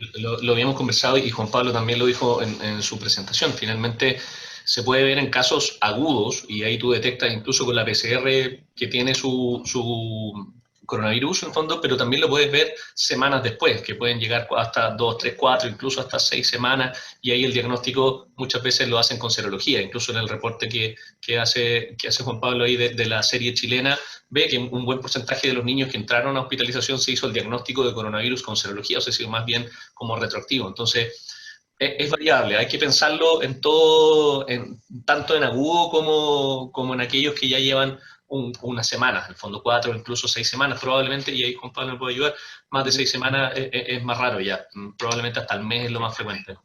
Sí, muy de acuerdo con lo que dice Ricardo y tener en el fondo esta cautela, porque efectivamente, como los niños pueden además hacer cuadros asintomáticos más frecuentemente que los adultos, pueden llegar con este cuadro de sospecha de PIMS y efectivamente las serologías no salen positivas. O sea, ese niño tuvo contacto hace por lo menos un par de semanas atrás y ya tiene una IgG positiva, ¿no es cierto?, con el SARS-CoV-2 y podría, sin haber tenido ningún síntoma, ya haber tenido la infección. Entonces, aquí lo que va esto, el cuadro puede ser aparentemente y en general epidemiológicamente los casos de PIMS en todos los reportes que están saliendo se presentan más o menos un mes después de que aumentó la positividad por PCR en ese determinado país o área geográfica. Pero también si hacemos una PCR y sale positiva, nuestra serie más o menos la mitad de los casos tenía PCR positivo, uno dice, bueno, pero esto es un cuadro agudo, llevan 4 días de mediana de síntomas. También puede ser, pero no sabemos qué tan antiguo fue el contacto, ¿no?, que tuvo finalmente ese niño con el virus. Ahora, independiente de eso, de que generalmente lo vemos un mes después porque se gatilla esta respuesta inmune, ¿no es cierto?, etcétera.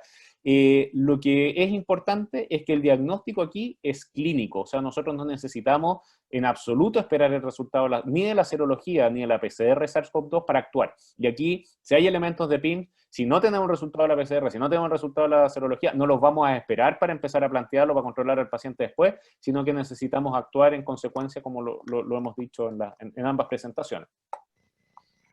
En esa misma línea, quizás entonces se responde la pregunta que decía en qué momento se hace la notificación y si la sospecha, tienen la sospecha solo con la clínica o esperamos resultados de exámenes. Pareciera que entonces se responde con lo que acaba de decir Juan Pablo. Sí, así es, Pati. Y yo creo que ahí hay que invitar a leer el ordinario, ¿no es cierto?, del MinSal para tener a mano el correo. Es bastante simple la forma en que se puede acceder al correo, y ahí hay un formulario, digamos, que hay que hacer la notificación del caso correspondiente de acuerdo a lo que se instruye.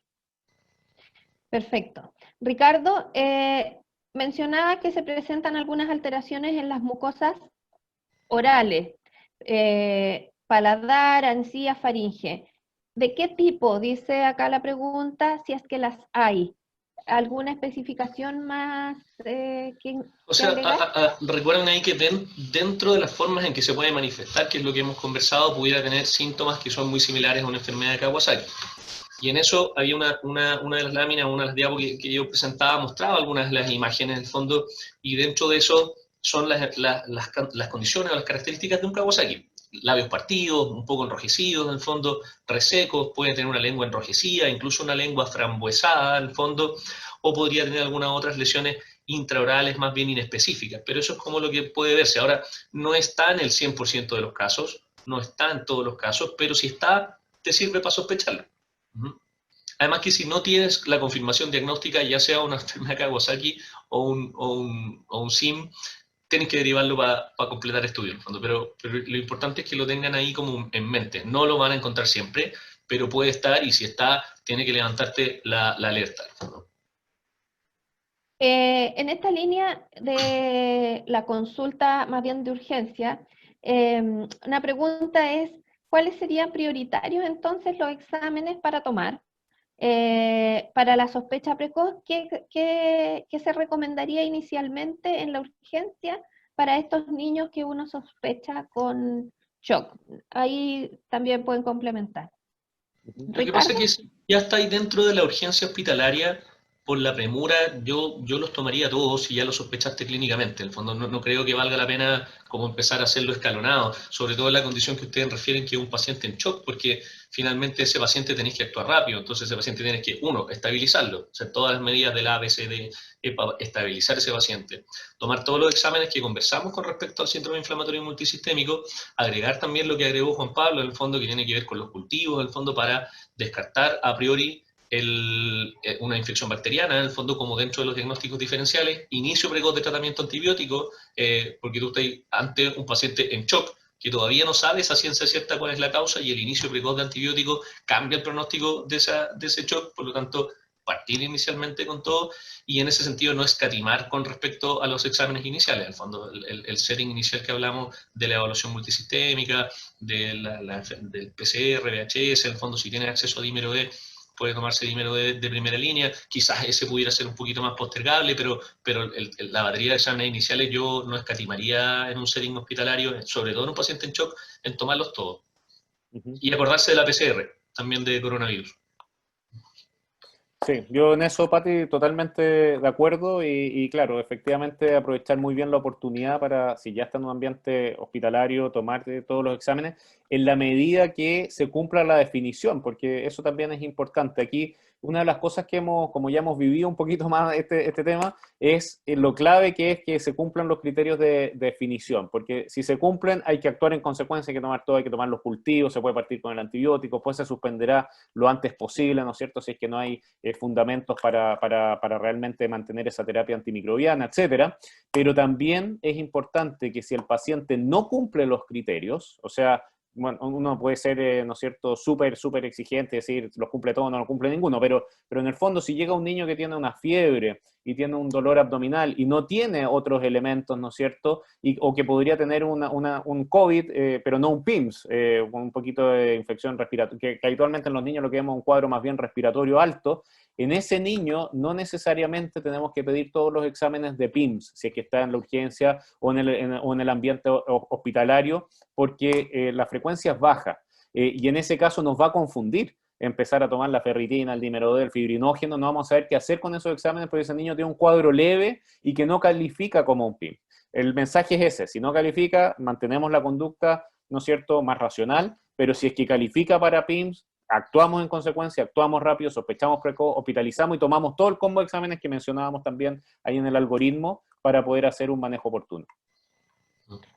Perfecto. Entonces también damos un poco por incluida la respuesta dentro de esta otra pregunta, que si en los exámenes iniciales se podría incluir el PRO-BNP y la ferritina, así que está contestada con lo que acaba de mencionar Ricardo y Juan Pablo. La otra pregunta también se vinculan un poco, porque hablaba de si tenemos entonces, que se menciona que hay una PCR elevada o una PCT, ¿cómo se hace la diferencia diagnóstica?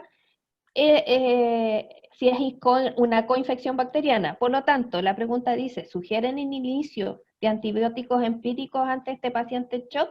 Y luego se baja, se desescala en el fondo con los resultados de los hemocultivos. Eso también fue contestado un poco, entiendo que fue mencionado dentro de tu presentación. Dando énfasis a que sí había que comenzar con el tratamiento antibiótico empírico y mencionar la ceftriaxona como una base inicial, pero que se bajaran si es que había resultado de los hemocultivos que no ameritara mantener el tratamiento antibiótico. No sé si estoy en lo correcto. Sí, Pati, yo estoy de acuerdo, estamos haciendo, ¿no es cierto?, el análisis de niños que llegan con fiebre y con un shock, o sea, perfectamente podrían tener un shock séptico y sin duda que actuando rápido, estabilizando, ¿no es cierto?, haciendo todo lo que mencionaba Ricardo, tomando los cultivos, partir lo antes posible con el antibiótico. Ahora, esto de partir con ceftriaxona también requiere algún tipo de análisis, obviamente clínico, no es solamente una receta aplicable en todos los casos, porque si el niño tiene algún otro foco clínico, tiene una lesión, ¿no es cierto?, una puerta de entrada grande, partes blandas, habrá que cubrir. Nos ha pasado, como mencionábamos, que hemos tenido bacteremia y choque estafilocócico, y claro, eso no, la ceftriaxona no es el tratamiento de elección. En esos casos siempre hay que hacer el análisis clínico y de foco clínico para decidir el tratamiento empírico inicial. Si es que no hay algún foco claro, sí, es verdad, partimos con ceftriaxona como la recomendación, digamos, primaria para estos casos, y que se suspende con cultivos negativos y sin evidencia que hay otro foco bacteriano en curso. Ricardo, mencionaron en varias partes de sus presentaciones las sintomatologías que si bien se enmarcan en fiebre, síntomas respiratorios, pero le dieron relevancia también a síntomas gastrointestinales. ¿Ustedes ampliarían esto a la presencia del síntoma gastrointestinal como uno prioritario dentro de la definición de sospecha? ¿O serían más cautelosos manteniendo los otros inicialmente? O sea, de hecho está dentro de las definiciones como dentro de los primeros 5 puntos a considerar los síntomas gastrointestinales, en el fondo. Entonces, efectivamente hay que levantar la alerta. Ahora, como decía también Juan Pablo, claro, ahí uno tiende un poco a asustarse porque dice, chuta, ¿con cuánto paciente me llega con fiebre y síntomas gastrointestinales? Entonces, ¿dónde así un poco esa diferencia? Y claro, eso es la complejidad del tema. O sea, probablemente en casos que son muy leves, muy recientes, con poca evolución, que están estables, sin síntomas de compromiso hemodinámico, uno pudiera quizás observarlo y tener una conducta un poco más cauta, con educación al paciente, control SOS inmediato, seguimiento en 24 horas, alguna de esas alternativas en el fondo. Y en estos casos como más leves probablemente es mucho más difícil hacer como un diagnóstico inicial sin como, entre comillas, sobrecargar la red, en el fondo. Entonces, claro, si tú tienes una cosa muy básica, muy inicial, un paciente muy estable, muy precoz, puedes seguirlo, en el fondo. Pero si tú ya consideras que la fiebre es de difícil manejo, alta, un paciente ya un poco más comprometido, ahí hay que derivarlo y estudiarlo, en el fondo. Entonces, ¿hay que considerarlo dentro de la alternativa? Sí, por cierto, o sea, está definido dentro de los criterios diagnósticos principales del SIMS. Entonces, contémplelo, considérelo en su justa medida, casos más leves, más casos, obsérvenlo, mírenlo, en el fondo, pero si les queda la duda y el paciente, sobre todo si hay algún mínimo ápice de indicio de compromiso hemodinámico, estabilicen, traten y manden. Sí. Pati, Perfecto. ¿puedo hacer Diga. un comentario, Sí, por un supuesto. comentario un poco más infectológico quizá? Es que esto es lo que nos pasa, digamos, cuando todavía no conocemos bien la patogenia, la patogenia misma de la enfermedad. Nos pasa con Kawasaki, que no tenemos un diagnóstico de certeza absoluta para el Kawasaki, entonces tenemos que agrupar síntomas para decir si se cumple más o menos esta serie de síntomas, sospechamos que es un Kawasaki.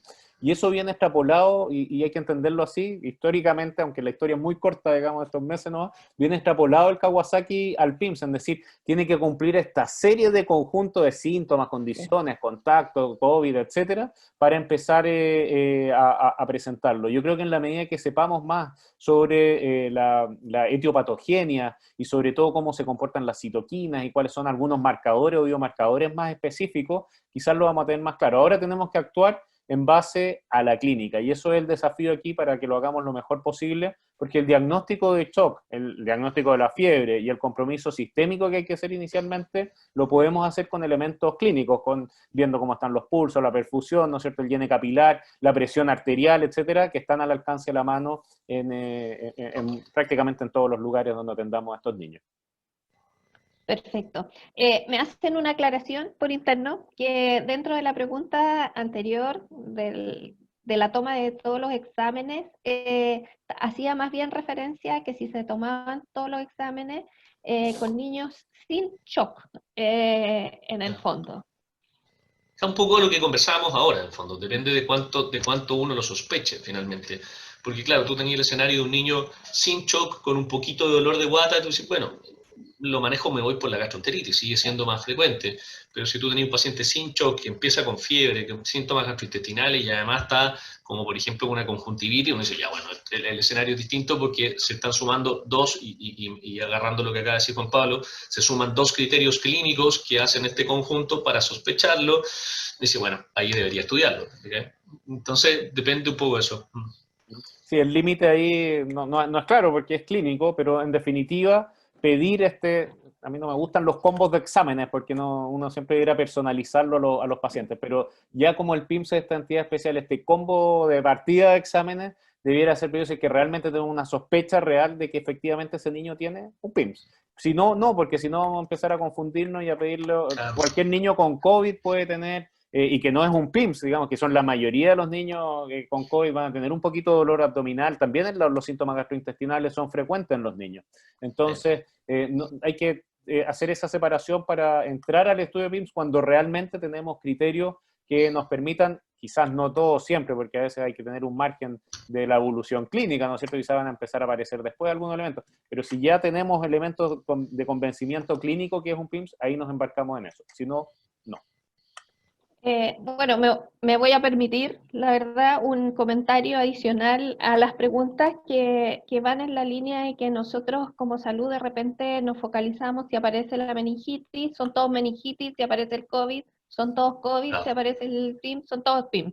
Entonces, y esto como comentario más bien extrapolado desde una situación real, que voy a guardar la confidencialidad del dato, un chico que llega a la urgencia, que toda su sintomatología, entre gastrointestinal, un poco sudoroso, con algún problema respiratorio, fue mirado inmediatamente como un COVID y también un poco esta sospecha.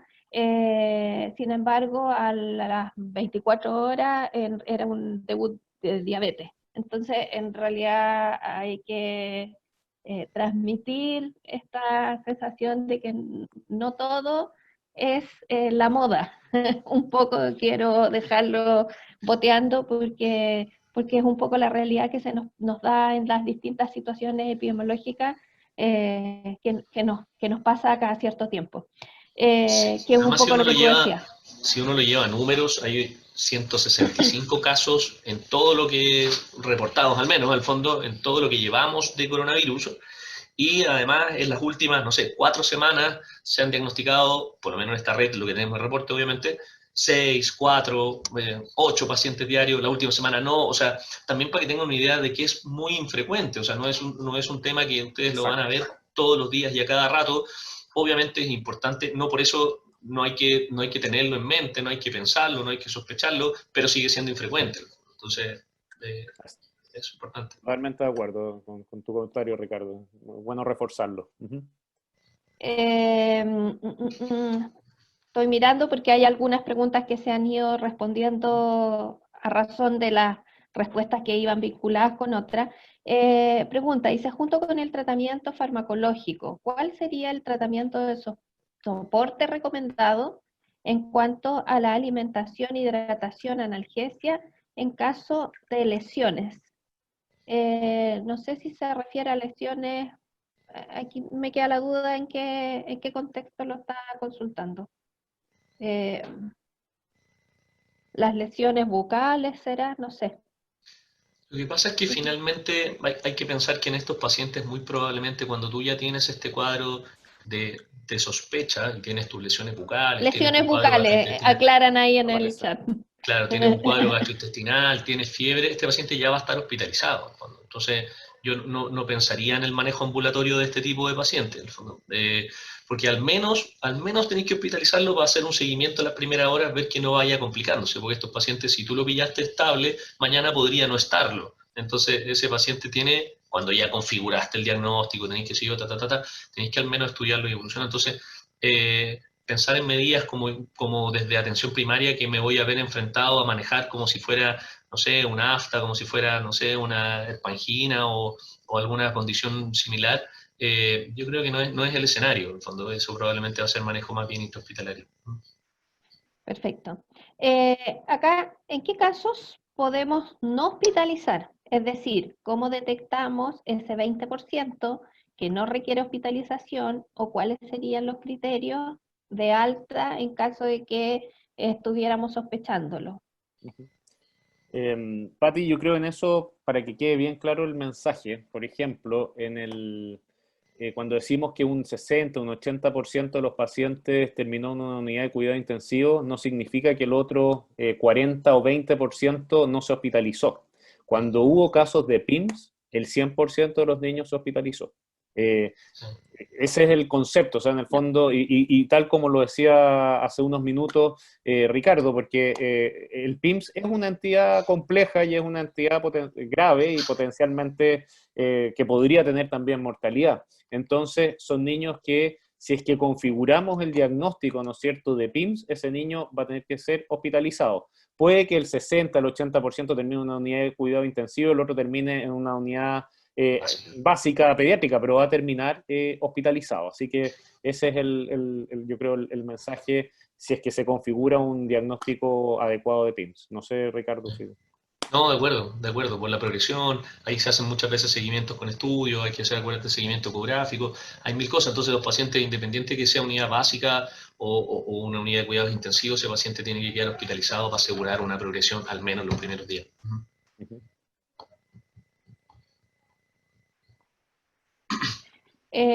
Muchos centros definen sectores distintos para la atención de sospecha de COVID.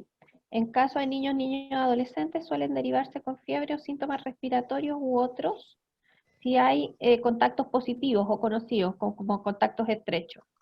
Bueno, se repite un poco la pregunta.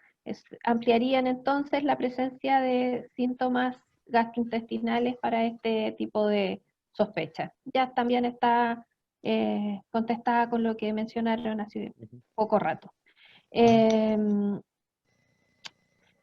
Otra pregunta es, ¿ustedes recomendarían al manejo inicial del paciente pediátrico con sospecha de síndrome inflamatorio multisistémico en el contexto de un servicio de urgencia rural? Está preguntando seguramente alguien de fuera de Santiago. Perdón, y la pregunta era, me perdí. ¿Cómo enfrentarlo en el ambiente ¿Cómo rural? enfrentarlo? Sí, ¿cómo entonces, si se tiene la sospecha de este SIM en el contexto del servicio de urgencia rural? ¿Cómo enfrentarlo? Probablemente lo quiere O sea, mencionar. el SIMS con una sospecha razonable tiene que derivarse en el fondo. Y ahí lo que uno tiene que definir en estos servicios, tanto en atención primaria como en un servicio de urgencia rural, es la condición del paciente, la estabilidad. Entonces, si es un paciente que está estable, que está tranquilo, bueno, se deriva quizás sin medidas de apoyo. Pero si es un paciente que después de la evaluación clínica inicial está un poquito taquicárdico, quizás está un poco pálido, tiene un llene capilar un poco enlentecido, finalmente ese paciente debería recibir al menos algunas medidas de apoyo inicial, oxígeno como apoyo, que inicialmente en casos más básicos puede ser por naricera, vía venosa, expansión de volumen, manejo de la fiebre, etcétera, etcétera. O sea, como todas las medidas iniciales y obviamente derivación en ambulancia. Eso como depende un poco de la condición del paciente. Ahora, obviamente, un paciente que está grave en el fondo, que llega con un compromiso importante de conciencia, con un shock establecido, no lo logra revertir, eventualmente ese paciente va a tener que ser derivado a una ambulancia avanzada, intubado, para lo cual lo van a tener que eventualmente coordinar con SAMU un traslado de ese paciente. Poniéndome en el caso de la atención efectivamente rural y de atención de sectores más alejados del país, teniendo estos niños con estas condiciones, si nosotros pensamos en que en 3 semanas o 4 podrían presentar alguno de estos sintomatologías, ¿qué recomendaciones generales a estas postas rurales? ¿Es derivarlo mejor inmediatamente al centro de derivación de hospital base, de urgencia de alguna de las comunas donde tienen mayor soporte, o hacer un poco la observación inicial de 24 horas? Ahí un poco Yo lo que el sugeriría es, consejo o la recomendación. claro, yo lo que sugeriría es, uno, recordar que es infrecuente, a pesar de eso, pensarlo y buscarlo. Si tu sospecha es muy sugerente, tienes 2 criterios clínicos, fiebre persistente, yo lo derivaría. Si tu sospecha es muy básica, muy vaga, tengo un solo criterio, no ha tenido fiebre, me queda la duda, al menos seguirlo, con educación de signos de alerta. Entonces, cualquier cosa usted vuelva, control mañana, lo que sea, pero al menos seguirlo si es que no es una sospecha hecha y derecha, como que uno lo está pensando pero está un poco asustado, porque, bueno, venga, no sé, si lo viste en la mañana, venga en la tarde para ver cómo sigue, o si lo viste en la tarde, venga mañana, por último, para ver cómo ha continuado, cualquier cosa viene de vuelta, etcétera. Y con respecto a la preparación, mira, en general hay que acordarse que si bien estamos hablando de una entidad muy específica, finalmente lo que uno puede encontrar en la práctica clínica es un paciente en shock, eventualmente, y por lo tanto, como cualquier otro shock, las medidas generales deberían encontrarse en los servicios de urgencia incluso más rurales, en el fondo, que es oxígeno, manejo de la vía aérea con distintos elementos, cánulas, tubos, etcétera, etcétera, vía venosa, suero fisiológico, que es lo que uno encuentra en cualquier lugar y es el manejo inicial de un paciente que está choqueado, independiente de la causa, en el fondo. En este caso estamos hablando específicamente del síndrome inflamatorio multisistémico, pero independiente de la causa, más allá de finalmente qué es lo que pudiera pasar. Servicio de urgencia rural, llega un paciente medio comprometido de conciencia, pálido, taquicárdico, hipotenso, con 2 vías venosas, suero venoso, le aplico oxígeno, si está febril le manejo la fiebre, llamo a la ambulancia y lo mandé, en fondo. Y depende de la condición, si esta ambulancia idealmente es avanzada o básica o con quién va, en fondo, pero en ese sentido lo ideal es que más allá de si ustedes lo sospechan o no, el shock tenéis que manejarlo igual y derivarlo igual, en el fondo.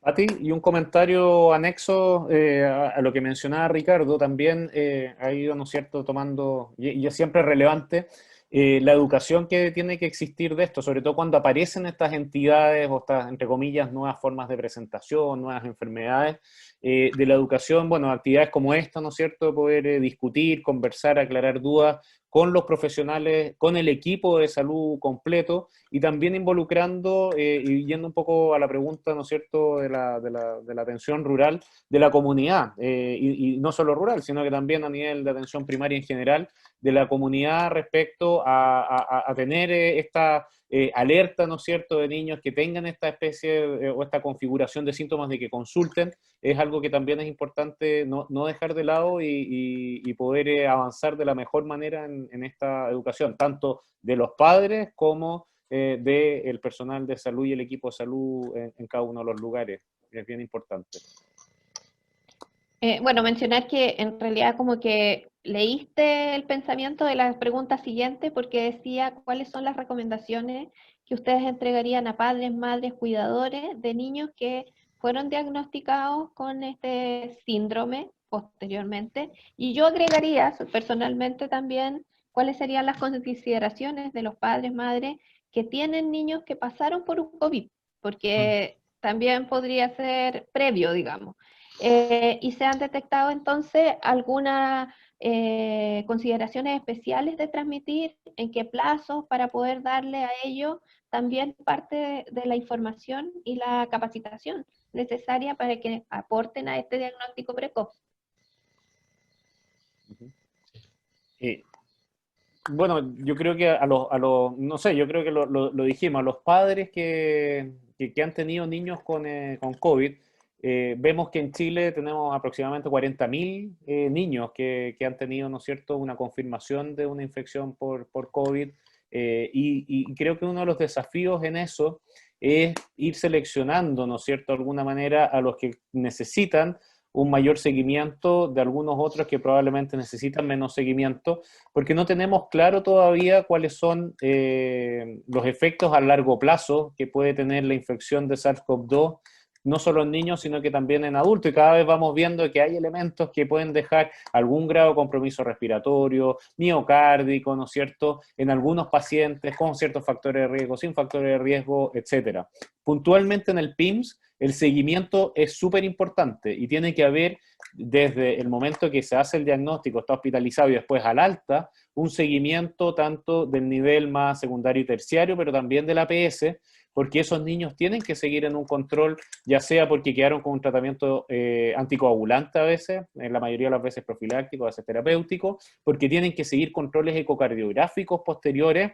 Hemos tenido, no mucho, dentro de la serie algunos niños que han tenido y han aparecido incluso algunas anomalías coronarias en forma más tardía, y que incluso no estaban en el momento del diagnóstico, sino que aparecieron un par de semanas después. Entonces, el seguimiento de los exámenes, ¿no es cierto? Si es que quedó con aspirina ese paciente, porque tenía un fenotipo más tipo Kawasaki en su PIMS, necesita tener un control y suspenderse después adecuadamente para que no se quede pegado con su tratamiento. Entonces, la verdad es que el manejo del paciente no termina desde el momento del alta hospitalaria, sino que claramente tiene que seguir una serie de controles posteriores para hacer estos controles de exámenes y clínicos que van varias semanas más allá del momento, digamos, de la atención hospitalaria, y mantener en eso también una línea, y que se ha ido haciendo en COVID, ha sido interesante, que hemos hecho mucho más telemedicina desde nuestros hospitales, me imagino también que de algunos centros de atención primaria se hace, para ir viendo y tener un contacto después más cotidiano en el paciente y sus padres, digamos, para ver si es que están evolucionando adecuadamente. Afortunadamente en PIMS, como mostraba, en general los niños que recaen lo hacen dentro de su hospitalización, la mayoría se recupera y no hemos tenido reingresos, digamos, por complicaciones posteriores. Hasta el momento, llevamos poco tiempo, pero pareciera ser que no. Pero igual hay que mantener ese vínculo y ese control post-hospitalario, tanto con los especialistas como con la atención primaria, para tener el mejor éxito en los pacientes. Como les mencioné al principio, bueno, parte de tenerlos acá es estrujarlos un poco, así que sé que Juan Pablo hace la recolección y la consolidación de algunos de los datos que te van llegando desde regiones. Supongo que esta pregunta la podrías contestar, si no, la podemos dejar para averiguar. Soy de la ciudad de Iquique y en los estudios que mostraron fueron casos de Antofagasta hacia el sur. ¿No hay casos registrados en la región de Tarapacá? Pregunta la persona que nos escribe, sabiendo que tú recibes ese dato, no sé si tienes ese dato en tu cabeza. Sí, dos comentarios al respecto. Uno, bueno, no son datos personales, no es una iniciativa personal, sino que un montón de gente y personas, y sobre todo esta Pero red tú estás acá. Sí, de la red que va consolidando los datos y ha participado la SOCHIPE, la SOCHINF, muchos infectólogos pediatras, está otro proyecto, ¿no es cierto?, protocolo de los COVID hospitalizados que lidera la doctora Tapia, y la idea es hacerlo en conjunto. Ahora, la verdad es que no tenemos datos al norte de Antofagasta porque no hemos tenido o no hemos contactado nosotros también en eso, parte de la responsabilidad nuestra, algún infectólogo, algún pediatra que nos ayude desde Antofagasta hacia el norte. Así que no tenemos conocimiento, lo que no significa que no hayan habido casos. Esa es la información que yo podría dar para responder esa pregunta. Ojalá, y si es que siguen habiendo casos, podemos contactar a alguien, obviamente, de Iquique y de Arica. Sería ideal como para tener aún más amplia esta red de reporte, que es bastante práctica y acotada, digamos, para tampoco sobreexigir tanto a nuestro personal de salud. Bueno, parte de eso entonces la respuesta también tiene que ser tomar la pelota nosotros Ahora, desde acá quería y decir hacer el justamente nexo. eso, porque ahora, y no funcionando en base, ¿no es cierto?, una red de infectólogos y todo eso, salió del ordinario del MinSal, y eso también es importante porque ahora todos debemos, desde Arica hasta Punta Arenas o hasta Porvenir, hacer el reporte de los casos, ¿no es cierto?, que sean o que cumplan o sean sospechosos de PIMS, y así eso vamos a tener información ya oficial a nivel país para poder tener aún una mejor caracterización de lo que está ocurriendo con esta patología.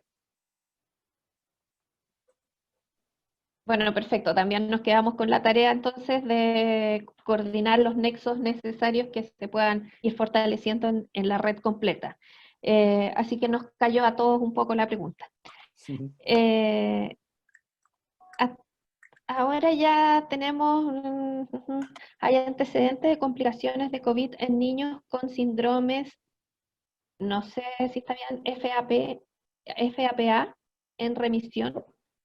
Perdón, ¿podría Desconozco repetir las la siglas. pregunta? FAPA debe ser, pero ¿cuál era la pregunta? FAPA, que si hay antecedentes de complicaciones en niños que han tenido COVID con síndrome FAPA. Sí, la verdad es que yo no tengo antecedentes de eso. Entiendo, el FAPA es una entidad que vemos en niños que tienden a tener fiebre recurrente con lesiones, con adenopatías y lesiones ulceradas en la boca más o menos de manera repetida. Es una entidad que va más bien por el ámbito inmunológico. Y si es que eso está asociado con esta otra, la verdad es que yo no tengo antecedentes de una evidencia que lo asocie directamente. La verdad es que no tengo información al respecto.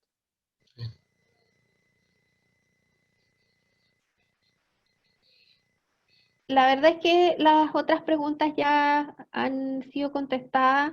Me queda solo de esto, si es que Ricardo quisiera redondear alguna idea o dar alguna consideración especial a la red, dado que tú te vinculas con atención primaria a través del municipio al cual también ejerces como asesor. Y esta presentación, decir que por lo poco tiempo que tuvimos de difusión, incluso tener 153 personas escuchándonos y con las preguntas que vienen desde distintos sectores, tanto rurales como de acá, para nosotros es una tremenda alegría y también un éxito, y lo único que nos refleja es que el problema de información y esta necesidad de capacitación existe. Así que eso como por nuestra parte. Ahora, no sé si quisieras mencionar algo específico.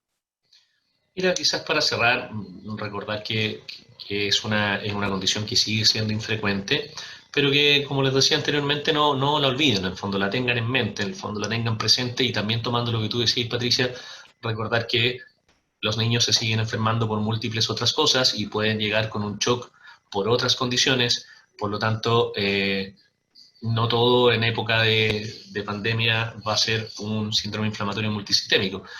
Pero por la importancia, independiente de la frecuencia, es súper relevante tenerlo en mente. Y para los niveles más básicos, afirmarse de los criterios clínicos y ante la sospecha fundada, con fiebre más de 3 días, síntomas gastrointestinales, exantema, conjuntivitis, derivar fundamentalmente, y sobre todo si está el antecedente claro de contacto con un paciente con coronavirus, ya configuraste la sospecha, no necesitáis mucho más en el fondo. Así que, más que nada eso, ante las dudas, siempre, y ahí tomando harto lo que dice Juan Pablo, en el fondo siempre conversar con los pacientes, enseñarles a esa familia, educarlos en que vuelvan en caso de pacientes que han tenido coronavirus. Es una buena instancia en atención primaria para comentarles o decirles que esto pudiese eventualmente suceder y ante la duda es mejor que consulten para hacer el seguimiento. Y también es una buena instancia para reforzar el manejo pediátrico en urgencia del choque en general independiente de la causa, a propósito de lo mismo, en fondo.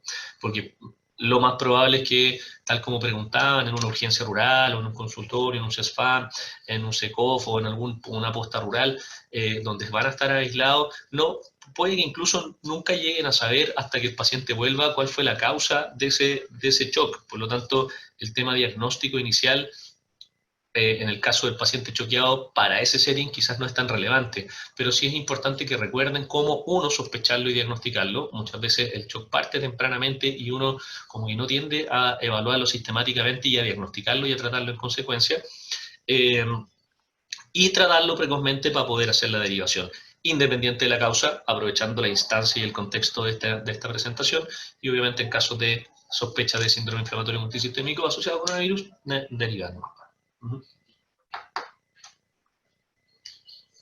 Muchas gracias y te quiero aprovechar, Juan Pablo, en la última pregunta, dada la anterior. La consulta es cómo están haciendo la vigilancia a través de un papel, una plataforma, en el ordinario, un correo. Yo creo que sale un correo, pero ni siquiera no me lo sé. A ver si tú me puedes ayudar con eso. Sí, bueno, efectivamente lo que se está haciendo es, el ordinario salió el 27 de agosto para el país y ahí aparece, el correo es sim.covid@minsal.cl.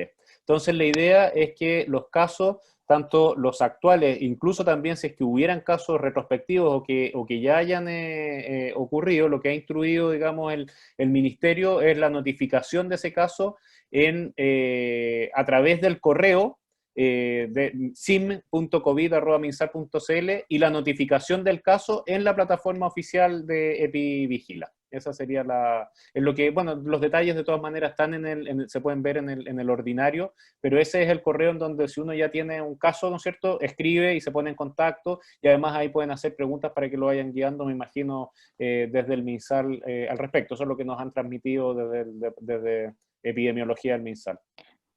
Ahí está el correo en el chat. Perfecto. En el chat, sí lo veo. Ahora, comprometer nosotros de nuestra parte, vamos a rescatar ese ordinario que tú mencionaste y que salió efectivamente desde el Departamento de Epidemiología, para volver a difundirlo a través de nuestras redes pediátricas, también desde la APS, porque la información no siempre baja hasta todos los niveles, y eso lo sabemos. Y estas instancias sirven precisamente para poder mejorar esas comunicaciones y esas coordinaciones. Lo mismo, no sé si algún comentario final, Juan Pablo.